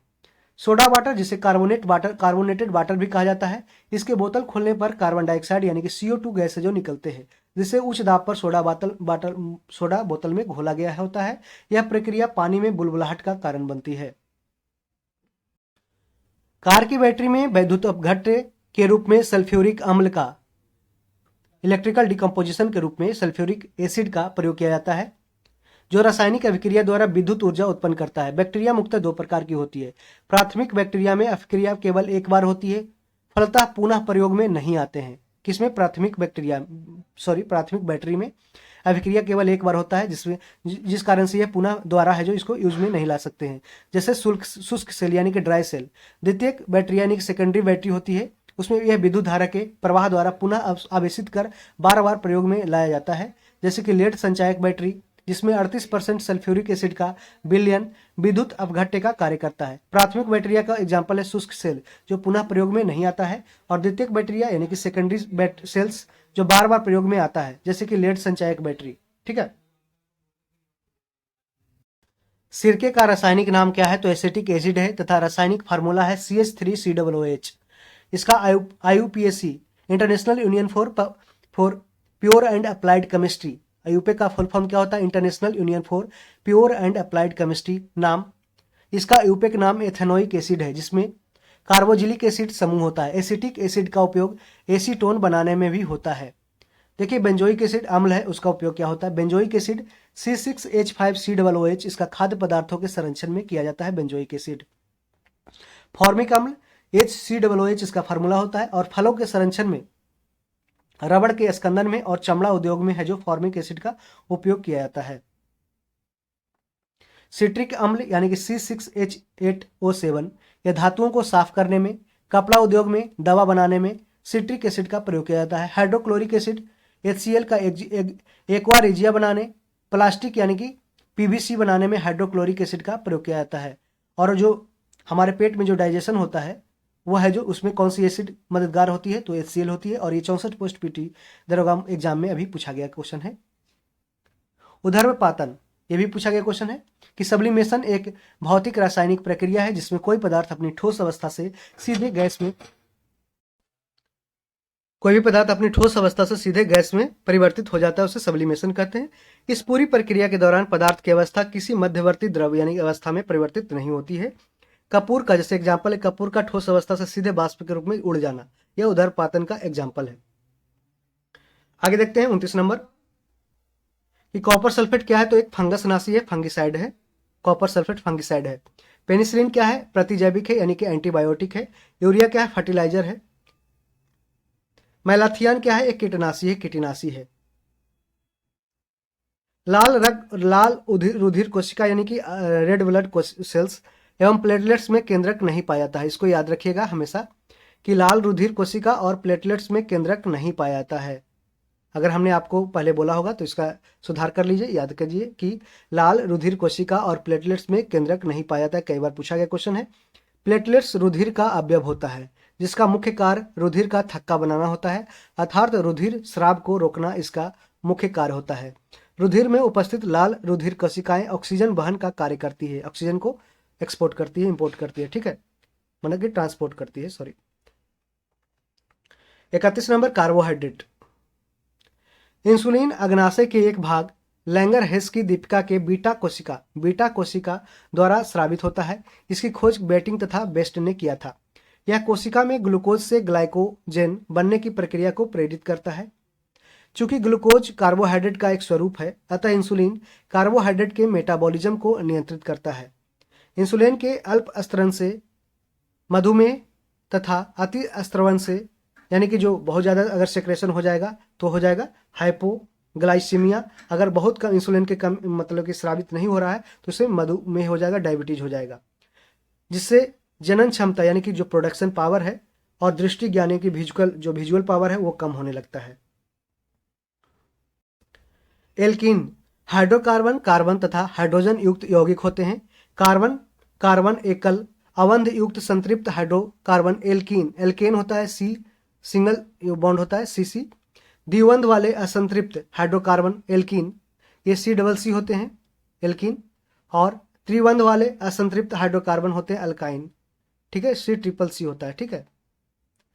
यहाँ देखिए पूछेगा कि सैचुरेटेड हाइड्रोकार्बन कौन होता है, तो अल्केन है जो एक संतृप्त हाइड्रोकार्बन है, और बाकी दोनों अल्कीन और अल्काइन क्या है, वो असंतृप्त है, नहीं कि अनसैचुरेटेड हाइड्रोकार्बन है।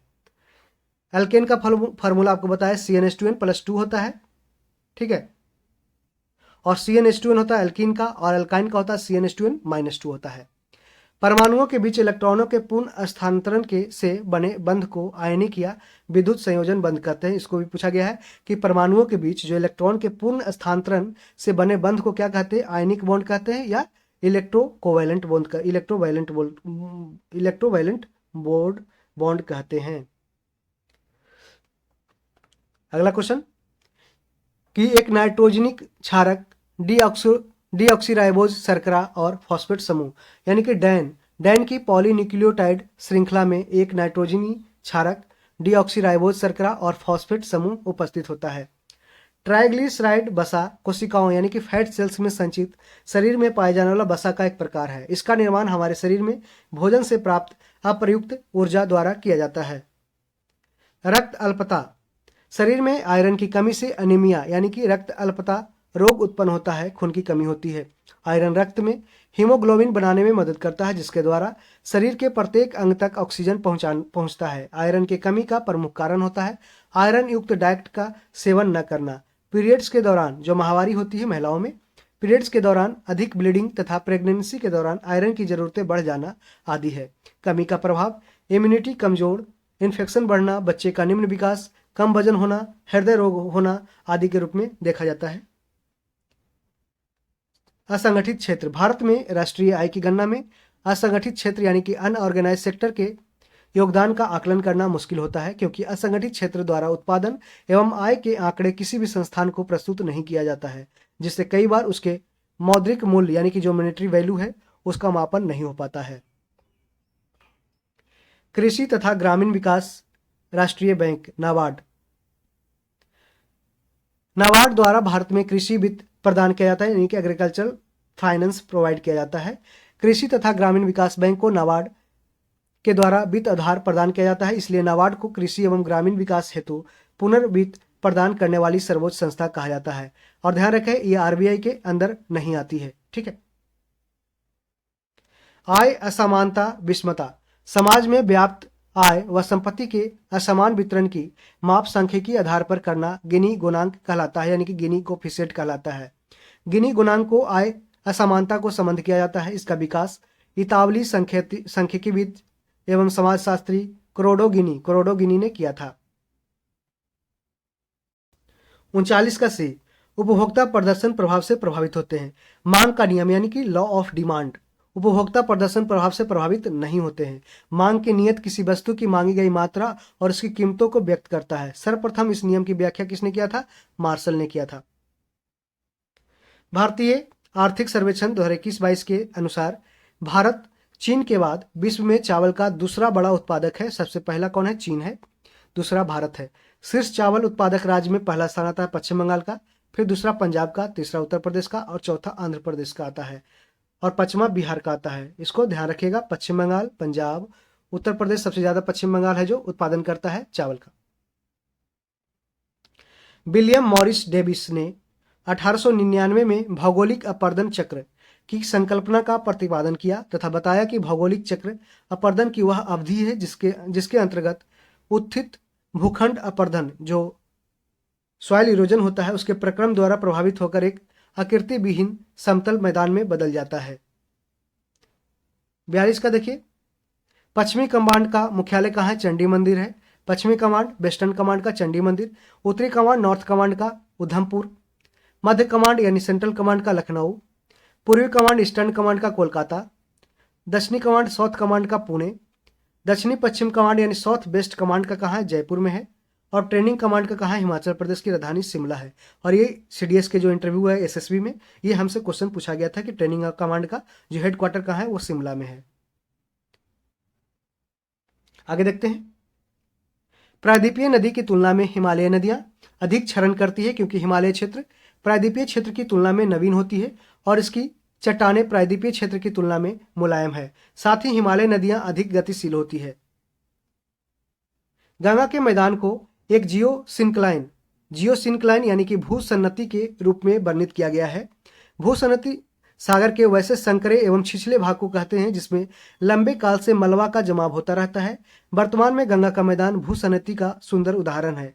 पूर्व में यहाँ हेलिस सागर था, पूर्व में यहाँ पे क्या टेथिस सागर था, पूर्व में यहाँ टेथिस सागर था और वर्तमान में ये गंगा का मैदान है। झारखंड, भूमिगत कोयले का दहन झरिया कोल खनन क्षेत्र में लंबे समय से हो रहा है। यह झारखंड का महत्वपूर्ण कोल खनन क्षेत्र है जो उन्नत किस्म के कोयले के लिए जाना जाता है। कोयला कैपिटल किसको बोला जाता है? तो झारखंड के धनबाद जिला को कोयला कैपिटल बोला जाता है। अर्जुन पुरस्कार खिलाड़ियों को दिए जाने वाला एक पुरस्कार है जो भारत सरकार द्वारा खेल के क्षेत्र में उत्कृष्ट प्रदर्शन के लिए दिया जाता है। इस पुरस्कार का प्रारंभ हुआ था 1961 में। पुरस्कार स्वरूप 15 लाख रुपए की राशि, अर्जुन की कांस्य प्रतिमा और एक प्रशस्ति पत्र दिया जाता है। मेजर ध्यानचंद्र के जन्म के अवसर पर राष्ट्रीय खेल दिवस प्रत्येक 29 अगस्त को मनाया जाता है। मेजर ध्यानचंद्र को हॉकी का जादूगर के रूप में जाना जाता है और कलम के जादूगर के रूप में मुंशी प्रेमचंद को जाना जाता है। मुंशी प्रेमचंद ने गबन लिखा है और भी सारे किताब लिखा, पोस्ट की रात लिखा है। आंध्र प्रदेश, तो तुमलापल्ली खादान आंध्र प्रदेश के कडप्पा जिले में स्थित है। वर्ष 2014 में भारतीय परमाणु ऊर्जा आयोग के एक रिपोर्ट के अनुसार इस खदान में करीब 8500 टन यूरेनियम उपलब्ध है। इस खदान को संसार के सबसे बड़े यूरेनियम खदानों में से एक माना जाता है, तुमलापल्ली खदान, जो आंध्र प्रदेश में है। बनिहाल दर्रा, जवाहर सुरंग का निर्माण बनिहाल दर्रे के अंतर्गत किया गया है। बनिहाल दर्रा भारत के जम्मू कश्मीर केंद्र शासित प्रदेश में स्थित है। इस सुरंग की लंबाई कितनी है? 2.85 किलोमीटर है। 2.85 किलोमीटर बनिहाल दर्रा की लंबाई है जो जम्मू एवं कश्मीर को NH-44 के द्वारा जोड़ती है।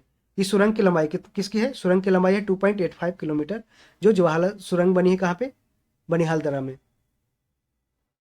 शुक्र ग्रह, सौरमंडल का सबसे चमकदार ग्रह कौन है? शुक्र ग्रह है और इसे सांझ अथवा भोर का तारा भी कहा जाता है, मॉर्निंग स्टार, इवनिंग स्टार, क्योंकि यह सुबह में पूरब की दिशा में तथा शाम में पश्चिम की दिशा में दिखाई पड़ता है। शुक्र ग्रह को सौरमंडल का सबसे गर्म ग्रह माना जाता है। यह अन्य ग्रह के विपरीत दक्षिणावर्त दिशा में सूर्य की परिक्रमा करता है और उनके साथ उसके पास बुध ग्रह की भांति कोई भी उपग्रह नहीं है। तो बुध और शुक्र का कोई भी उपग्रह नहीं है। पृथ्वी का आकार एवं घनत्व से समानता रखने के कारण इसे पृथ्वी का भगिनी यानी कि पृथ्वी का जुड़वा बहन कहा जाता है। और ध्यान रहे, जो किसका घनत्व सबसे कम होता है, तो सबसे कम घनत्व होता है शनि ग्रह का। शनि ग्रह के चारों ओर 7 प्रकार के रिंग बने होते हैं, 7 रिंग बने होते हैं, वलय बने होते हैं। और ये सबसे सुंदर दिखाई पड़ते हैं। कौन सबसे सुंदर दिखाई देते हैं? शनि ग्रह। और शनि ग्रह का सबसे ज्यादा उपग्रह है, तो अभी नासा के अनुसार 145 ग्रह के आसपास है जो सबसे ज्यादा है। ठीक है। और सबसे कम जो घनत्व होता है, जो किसका होता है? 0.6 ग्राम पर सेंटीमीटर क्यूब के आसपास है जो घनत्व होता है किसका? शनि ग्रह का। और इसको पानी के ऊपर अगर रख दिया जाए तो ये पानी में नहीं डूबेगा, छला जाएगा शनि ग्रह। इतना इसका घनत्व कम होता है। और सबसे ज्यादा घनत्व किसका होता है? तो सबसे ज्यादा घनत्व होता है पृथ्वी का, होता है 5.5 ग्राम पर सेंटीमीटर क्यूब होता है। और शनि ग्रह कितना? 0.6 ग्राम पर सेंटीमीटर क्यूब होता है। आगे बढ़ते हैं। 1992 ओजोन परत को नष्ट करने वाले गैसों के उत्सर्जन को रोकने हेतु 1985 में वियना सम्मेलन का आयोजन हुआ। वियना सम्मेलन कब हुआ? 1985 में। ऑस्ट्रिया की राजधानी कैनबरा, जबकि ऑस्ट्रिया की राजधानी कहाँ है? वियना है। वो ओजोन परत को नष्ट करने के लिए करने वाले गैसों के उत्सर्जन को रोकने हेतु 1985 में वियना सम्मेलन का आयोजन हुआ। मॉन्ट्रियल प्रोटोकॉल हुआ 1987 में। मॉन्ट्रियल कहाँ है? कनाडा के शहर है। मॉन्ट्रियल प्रोटोकॉल 1987 में। 87 भी ओजोन परत के संरक्षण से संबंधित है। ओजोन परत के संरक्षण से संबंधित क्या क्या है? तो ये है वियना सम्मेलन 1985, मॉन्ट्रियल प्रोटोकॉल 1987। जबकि रियो सम्मेलन 1992 में हुआ, जिसे पृथ्वी सम्मेलन यानी कि अर्थ समिट भी कहा जाता है। ग्रीन हाउस गैसों के उत्सर्जन में कमी से संबंधित है। क्योटो प्रोटोकॉल 1997 में ग्रीन हाउस गैस उत्सर्जन की कमी के प्रयास में प्रथम कानून है क्योटो प्रोटोकॉल। और 1997 में ये है जो प्रथम कानून बना क्योटो प्रोटोकॉल। और 2005 में ये प्रभावी रूप से लागू हो गया। कौन? Kyoto protocol. क्योटो क्या है? एक जापान का एक शहर है क्योटो। अब देखते हैं भीमबाध वन्यजीव अभयारण्य कहाँ है? बिहार के मुंगेर जिला में है। यह अभयारण्य वर्ष 1976 में स्थापित हुआ। वाल्मीकि वन्यजीव अभयारण्य कहाँ है? पश्चिम चंपारण में है, जो अभी बिहार में एकमात्र टाइगर रिजर्व है। जमुई नागा पक्षी अभयारण्य झारखंड सीमा के पास दक्षिण बिहार के झाझा जमुई जिला में स्थित है। 1984 में यह बना था। इसे वन्यजीव संरक्षण अधिनियम वाइल्ड लाइफ प्रोटेक्शन एक्ट 1972 की धारा 18 के अनुसार 25 फरवरी 1984 को पक्षी अभयारण्य घोषित किया गया था। नागी पक्षी, और यहीं पे एक नागी नकटी है। ठीक है। नागी नकटी पक्षी अभयारण्य कहाँ? जमुई में। नागी नकटी जो पक्षी अभयारण्य है, यह 133 से अधिक पक्षी प्रजातियों का घर है। हजारों प्रवासी पक्षी सर्दियों के मौसम में विशेष रूप से नवंबर से फरवरी तक जलाशय में एकत्र होते हैं। पश्चिम चंपारण वर्ष 2022 में जारी बजट के अनुसार बिहार में गन्ना का सर्वाधिक उत्पादन करता है पश्चिम चंपारण। भारत में गन्ना का सर्वाधिक उत्पादन कौन करता है? उत्तर प्रदेश करता है। उत्तर प्रदेश को कहा जाता है चीनी का कटोरा। जबकि पूछेगा कि सबसे ज्यादा चीनी का उत्पादन कौन करता है पूरे भारत में, तो सबसे ज्यादा करता है महाराष्ट्र करता है। लेकिन गन्ना का उत्पादन तो उत्तर प्रदेश करता है, क्योंकि चीनी का मिल है, जो गन्ना का मिल है, गन्ना पेरने वाला मिल, चीनी मिल, वो सबसे ज्यादा कहाँ है? महाराष्ट्र में है। इसलिए महाराष्ट्र जो सबसे ज्यादा प्रोडक्शन करता है चीनी का। और पूरे विश्व में जो गन्ना का उत्पादन सबसे ज्यादा कौन करता है? तो ब्राजील करता है। ब्राजील और भारत है जो दूसरे स्थान पे है। यहाँ पे सजाने का था तो जकार्ता हो जाएगा दक्षिण से उत्तर की ओर। ठीक है। पूछा है कि दक्षिण पूर्व एशिया में निम्नलिखित शहरों के विद्यमान होने का सही क्रम है, क्योंकि एक दक्षिण से उत्तर की ओर बढ़ता है, जैसे जकार्ता। यहाँ इस तरीके से ऊपर की ओर जाना। ठीक है। Jakarta, Singapore, Bangkok, Hanoi. Pampas भूमध्य सागरीय जलवायु क्षेत्र 30 डिग्री से 45 डिग्री नॉर्थ साउथ के अक्षांश के अंतर्गत आता है, जो पछुआ पवन वेस्टर्लीज से प्रभावित क्षेत्र होता है। मध्य चिली, केपटाउन जो दक्षिण अफ्रीका की राजधानी है, एवं एडिलेड ऑस्ट्रेलिया में भूमध्य सागरीय जलवायु पाई जाती है। जबकि पंपास क्षेत्र की अवस्थिति वर्षा विमुख क्षेत्र में होने के कारण यहाँ उष्ण जलवायु पाई जाती है। बेरिंग जल संधि समुद्र के ऐसे तंग या संकरे मार्ग को कहते हैं जो दो बड़े समुद्रों को जोड़ता है। यह जल संधि अमेरिका और रूस को अलग करती है। कौन? बेरिंग जल संधि। यह अलास्का और रूस को अलग करती है। अलास्का कहाँ है? ये पहले रूस में आता था, रूस ने अमेरिका को दे दिया था, इसलिए अभी अलास्का है जो अमेरिका का भाग है। और बेरिंग जल संधि कौन सी ये ओशियन में है? तो ये पैसिफिक ओशियन यानी कि प्रशांत महासागर में है। राणा प्रताप सागर जल विद्युत परियोजना राजस्थान के चित्तौड़गढ़ जिले में चुलिया जलप्रपात के समीप बनाया गया है। चुलिया जलप्रपात कहाँ है पूछ देगा। चुलिया वाटरफॉल कहाँ है, तो ये राजस्थान में है। इस बांध की ऊंचाई कितने है, 54 मीटर है। यहाँ पर 43 मेगावाट की 4 विद्युत इकाइयां लगाई गई है। चंबल परियोजना के अंतर्गत राणा प्रताप सागर बांध, गांधी सागर बांध एवं जवाहर सागर बांध बनाया गया है राजस्थान में, चंबल नदी पे। थारपारकर राठी मेवाती राजस्थान में पाई जाने वाली गाय की प्रमुख नस्ल है, गाय की।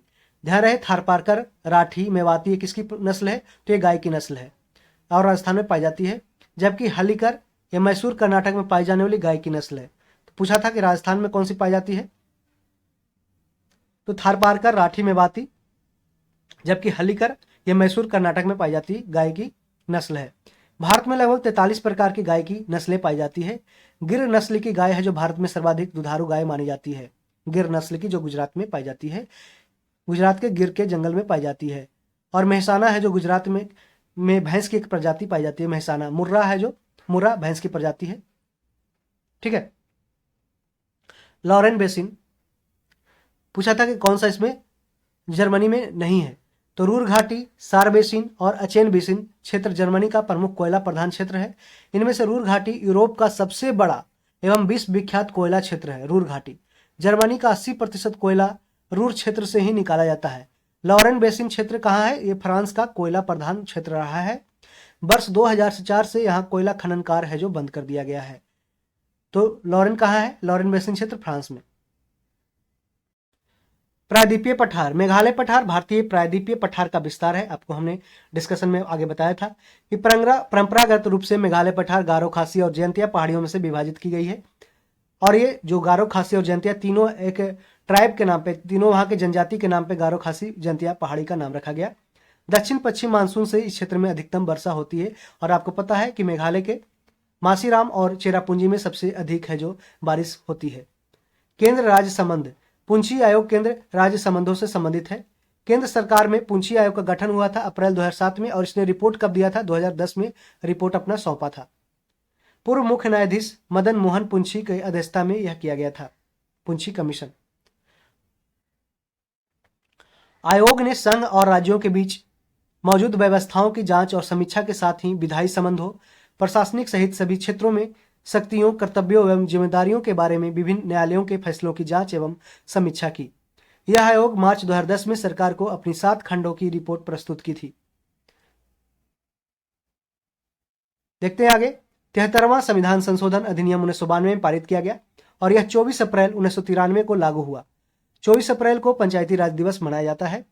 24 अप्रैल, हाँ, यह 11वीं अनुसूची संविधान में 73वें संविधान संशोधन के द्वारा जोड़ी गई है। इन्हें पंचायती राज संस्थाओं को कार्य करने के लिए 29 विषय प्रदान किया गया। पंचायती राज संस्थानों के कुल स्थानों में 1/3 स्थान महिलाओं के लिए उनकी संख्या के अनुपात के आधार पर स्थान आरक्षित की गई। यदि प्रदेश सरकार जरूरी समझे तो वह अन्य पिछड़ा वर्ग को भी सीट में आरक्षण दे सकती है। तीनों ही स्तर पर अध्यक्ष पद तक आरक्षण दिया गया है। और याद रखें कि जो अगर आप मुखिया का, कोई भी पंचायत समिति का अगर चुनाव लड़ना चाहते हैं तो आपकी कम से कम उम्र होनी चाहिए 21 वर्ष होनी चाहिए और वोट देने का उम्र है जो कम से कम आपका 18 वर्ष होनी चाहिए।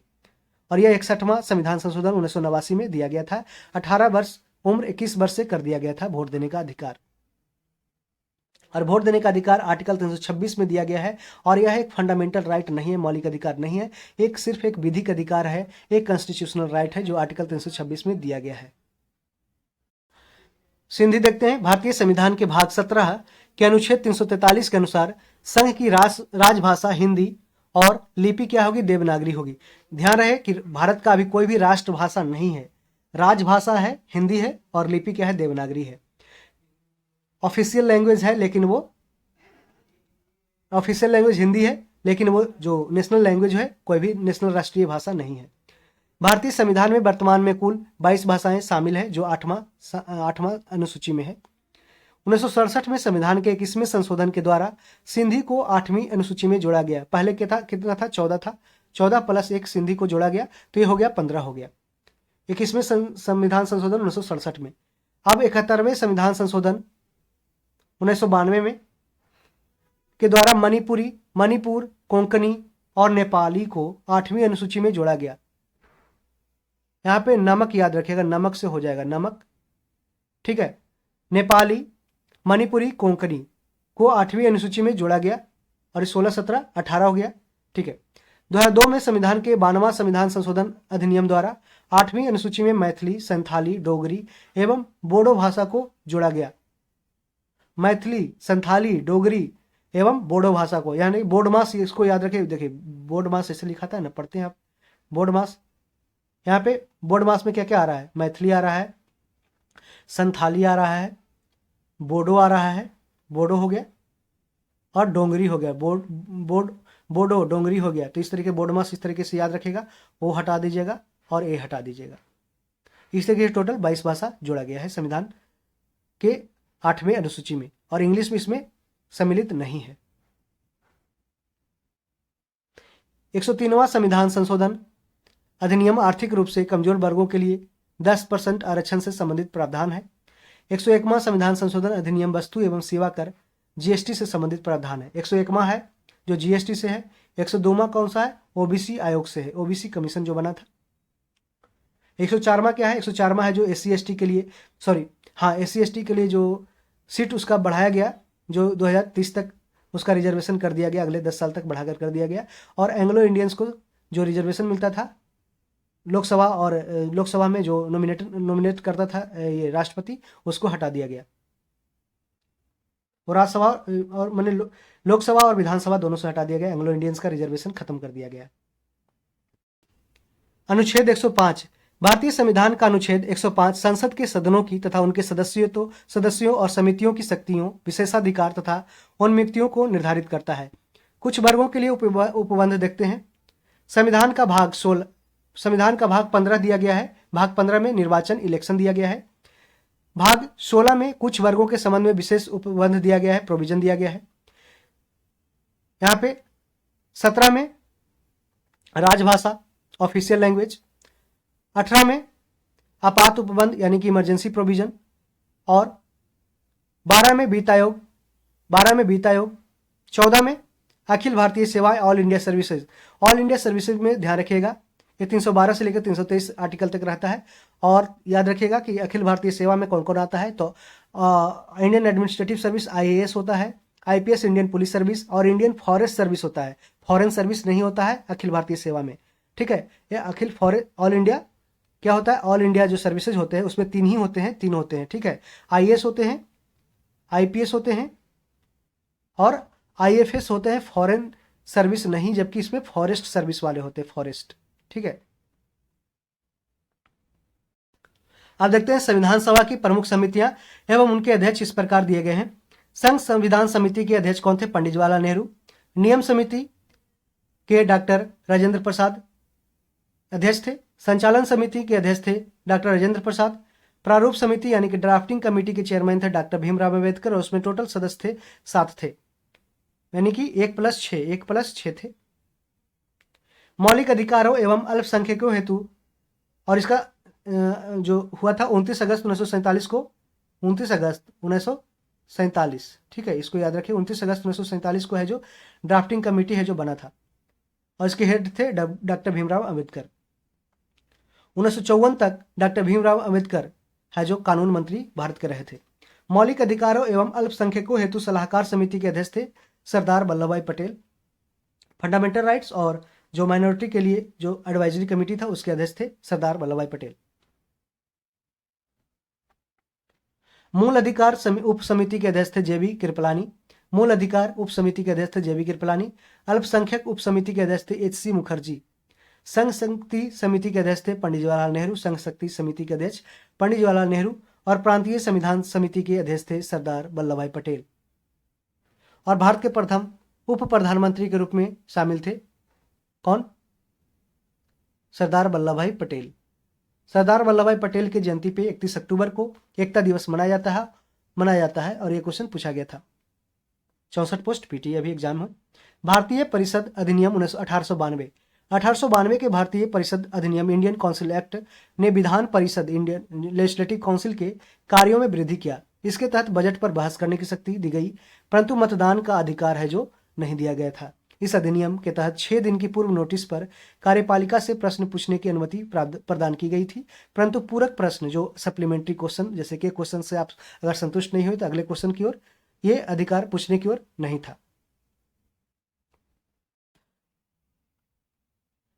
शासन प्रणाली की समानता दो पद्धतियां होती है, एक संस्थात्मक यानी कि पार्लियामेंट्री फॉर्म ऑफ गवर्नमेंट और एक अध्यक्षात्मक यानी कि प्रेसिडेंशियल फॉर्म ऑफ गवर्नमेंट।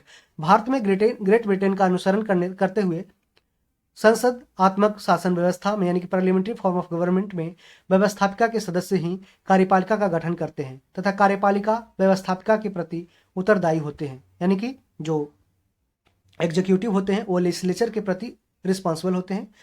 संस्थात्मक शासन व्यवस्था में कार्यपालिका विधायिका द्वारा नियंत्रित होती है। यदि मेरा मेहनत आपको पसंद आ रहा है तो कृपया इसे अपने दोस्तों में जरूर शेयर करें और जरूर चैनल को सब्सक्राइब कर लें। 17 नंबर, संसदीय विशेषाधिकार। ब्रिटिश संविधान से ली गई विशेषताएं कौन कौन है? तो संसदीय सरकार, पार्लियामेंट्री फॉर्म ऑफ गवर्नमेंट, विधि का शासन, रूल ऑफ लॉ, विधायी प्रक्रिया यानी कि लेजिस्लेटिव प्रोसेस, एकल नागरिकता, सिंगल सिटीजनशिप, कैबिनेट प्रणाली, कैबिनेट सिस्टम, विशेषाधिकार, रीट, संसदीय विशेषाधिकार और द्विसदनीयता। तो एक बार और देख लेते हैं कि ब्रिटिश संविधान से कौन कौन लिया गया है। संसदीय सरकार, विधि का शासन, विधायी प्रक्रिया, एकल नागरिकता, कैबिनेट प्रणाली, विशेषाधिकार रीट, संसदीय विशेषाधिकार और बाइकैमरलिज्म यानी कि द्विसदनीयता, यानी कि दो, लोकसभा भी रहेगा, राज्यसभा भी रहेगा। देखिए, राजस्थान का मुख्यमंत्री भजनलाल शर्मा, मध्य प्रदेश के मुख्यमंत्री मोहन यादव, तेलंगाना के श्री रेवंत रेड्डी, मिजोरम के लाल दुहोमा और छत्तीसगढ़ के विष्णुदेव साय, इसको याद रखिएगा। यहाँ पे हमने धीरेन्द्र साय बोला था, गलत है, ठीक है। छत्तीसगढ़ का मुख्यमंत्री विष्णुदेव साय। और इसमें बीजेपी के कौन कौन बने? राजस्थान में बीजेपी का, मध्य प्रदेश में बीजेपी का, छत्तीसगढ़ में बीजेपी का। यहाँ पे कांग्रेस बनाया, कांग्रेस सरकार बनाया, ठीक है। यहाँ पे मिजोरम का जेएनपी जो लोकल पार्टी था मिजोरम का, उसने बनाया। बिहार सरकार के जातिगत गणना के आधार पर राज्य की कुल आबादी 13,07,25,310 करोड़ है, यानी कि 13.07 करोड़। आप ऐसे याद रख सकते हैं। इस गणना के आधार पर विभिन्न जातियों की आबादी इस प्रकार दी गई थी। अनारक्षित वर्ग की जनसंख्या कितनी है? 20,29,169। पिछड़ा वर्ग 3,54,63,916। अत्यंत पिछड़ा वर्ग यानी कि ईबीसी 4,70,00,000। अनुसूचित जाति एससी 2,56,00,000। अनुसूचित जनजाति 21,99,000। अब हम देखते हैं 73 नंबर, शांति निःशस्त्रीकरण एवं विकास हेतु वर्ष 2023 का इंदिरा गांधी पुरस्कार अर्जेंटीना मूल के इजरायली पियानो वादक व संगीत निर्देशक डेनियल बरेन बोइम व फिलिस्तीनी शांति कार्यकर्ता अली अबू अब्बाद को संयुक्त रूप से दिया गया। आपको डायरेक्ट पूछ सकता है कि डेनियल बरेन बोइम क्या है? तो ये पियानो वादक और संगीत निर्देशक हैं डेनियल बरेन बोइम, और ये फिलिस्तीनी शांति कार्यकर्ता है अली अबू अब्बाद, जिन्हें संयुक्त रूप से शांति निःशस्त्रीकरण एवं विकास हेतु वर्ष 2023 का इंदिरा गांधी पुरस्कार दिया गया।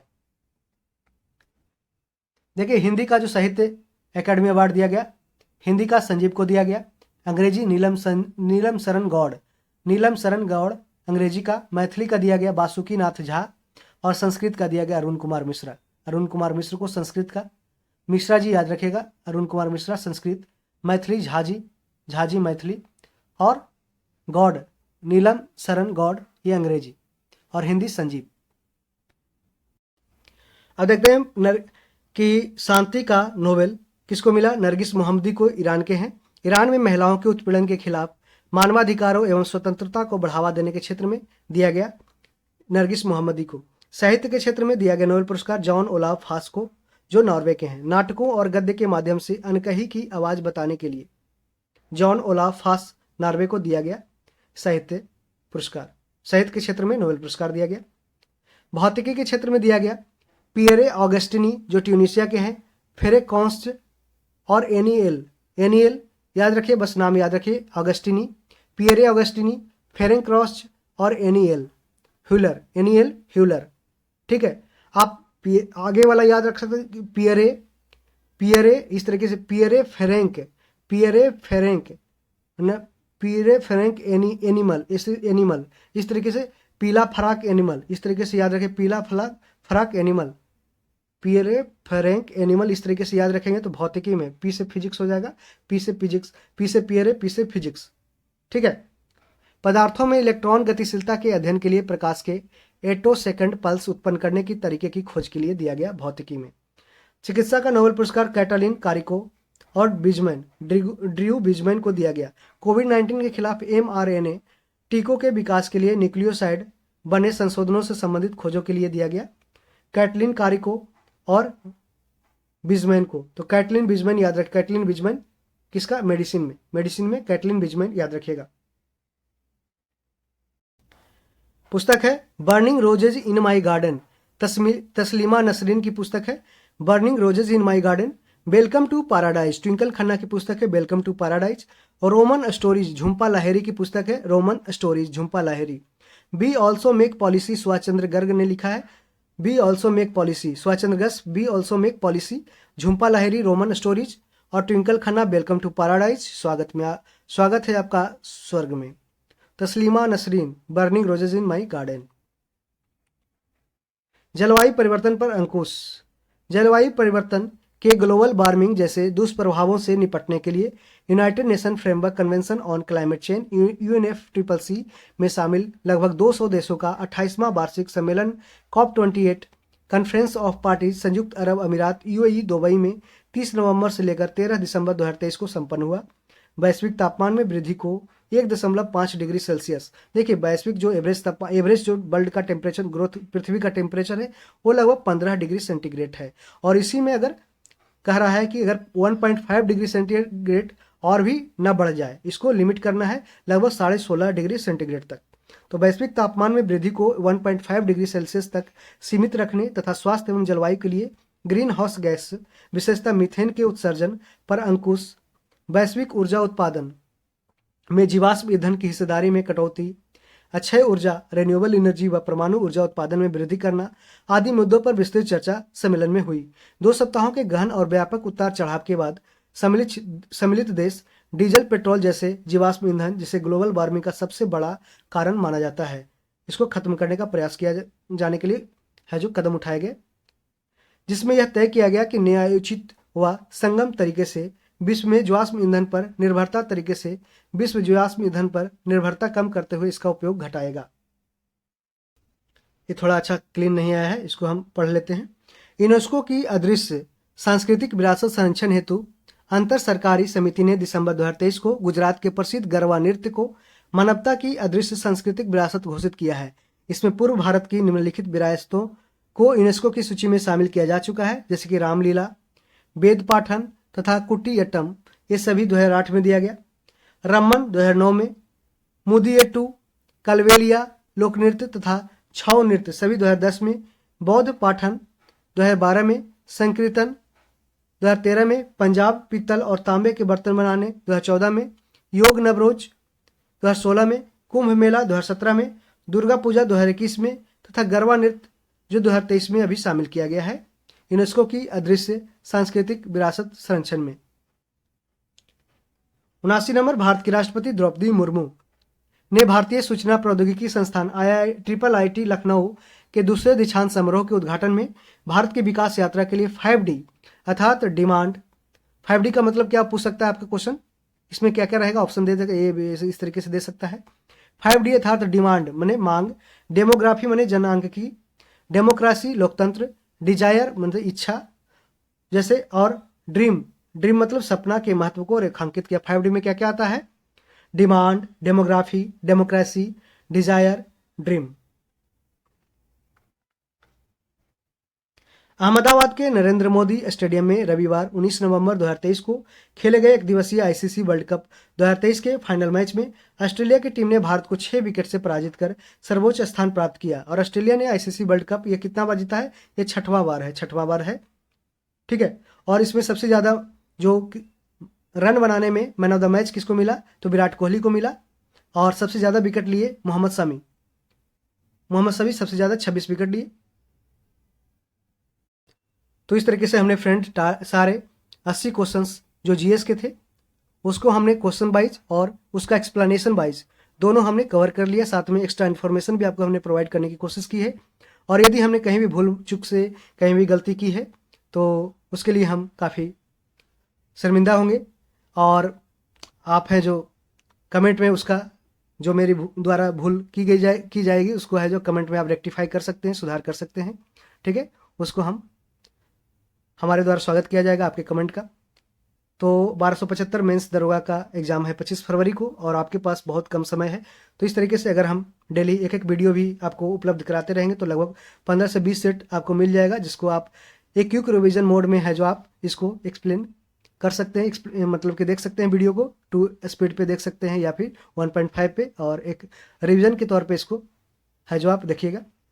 और बता दें कि आपको हम मैथ का क्वेश्चन भी आपको एक अगले सेट में हम प्रोवाइड करेंगे, जिसमें अगर 5 सेट कंप्लीट होता है तो उसका 20 क्वेश्चन जो बचा हुआ है 20 गुना 5 100 क्वेश्चन का एक अलग से हम मैथ का सेट बना देंगे, उसमें 100 क्वेश्चन का एक्सप्लेन कर देंगे। ठीक है, और मेरे साथ बने रहने के लिए इस वीडियो को ज़रूर दोस्तों में शेयर करें और चैनल को ज़रूर सब्सक्राइब कर लें, बेल आइकन ज़रूर से ज़रूर दबा लें। Thank you, all the best.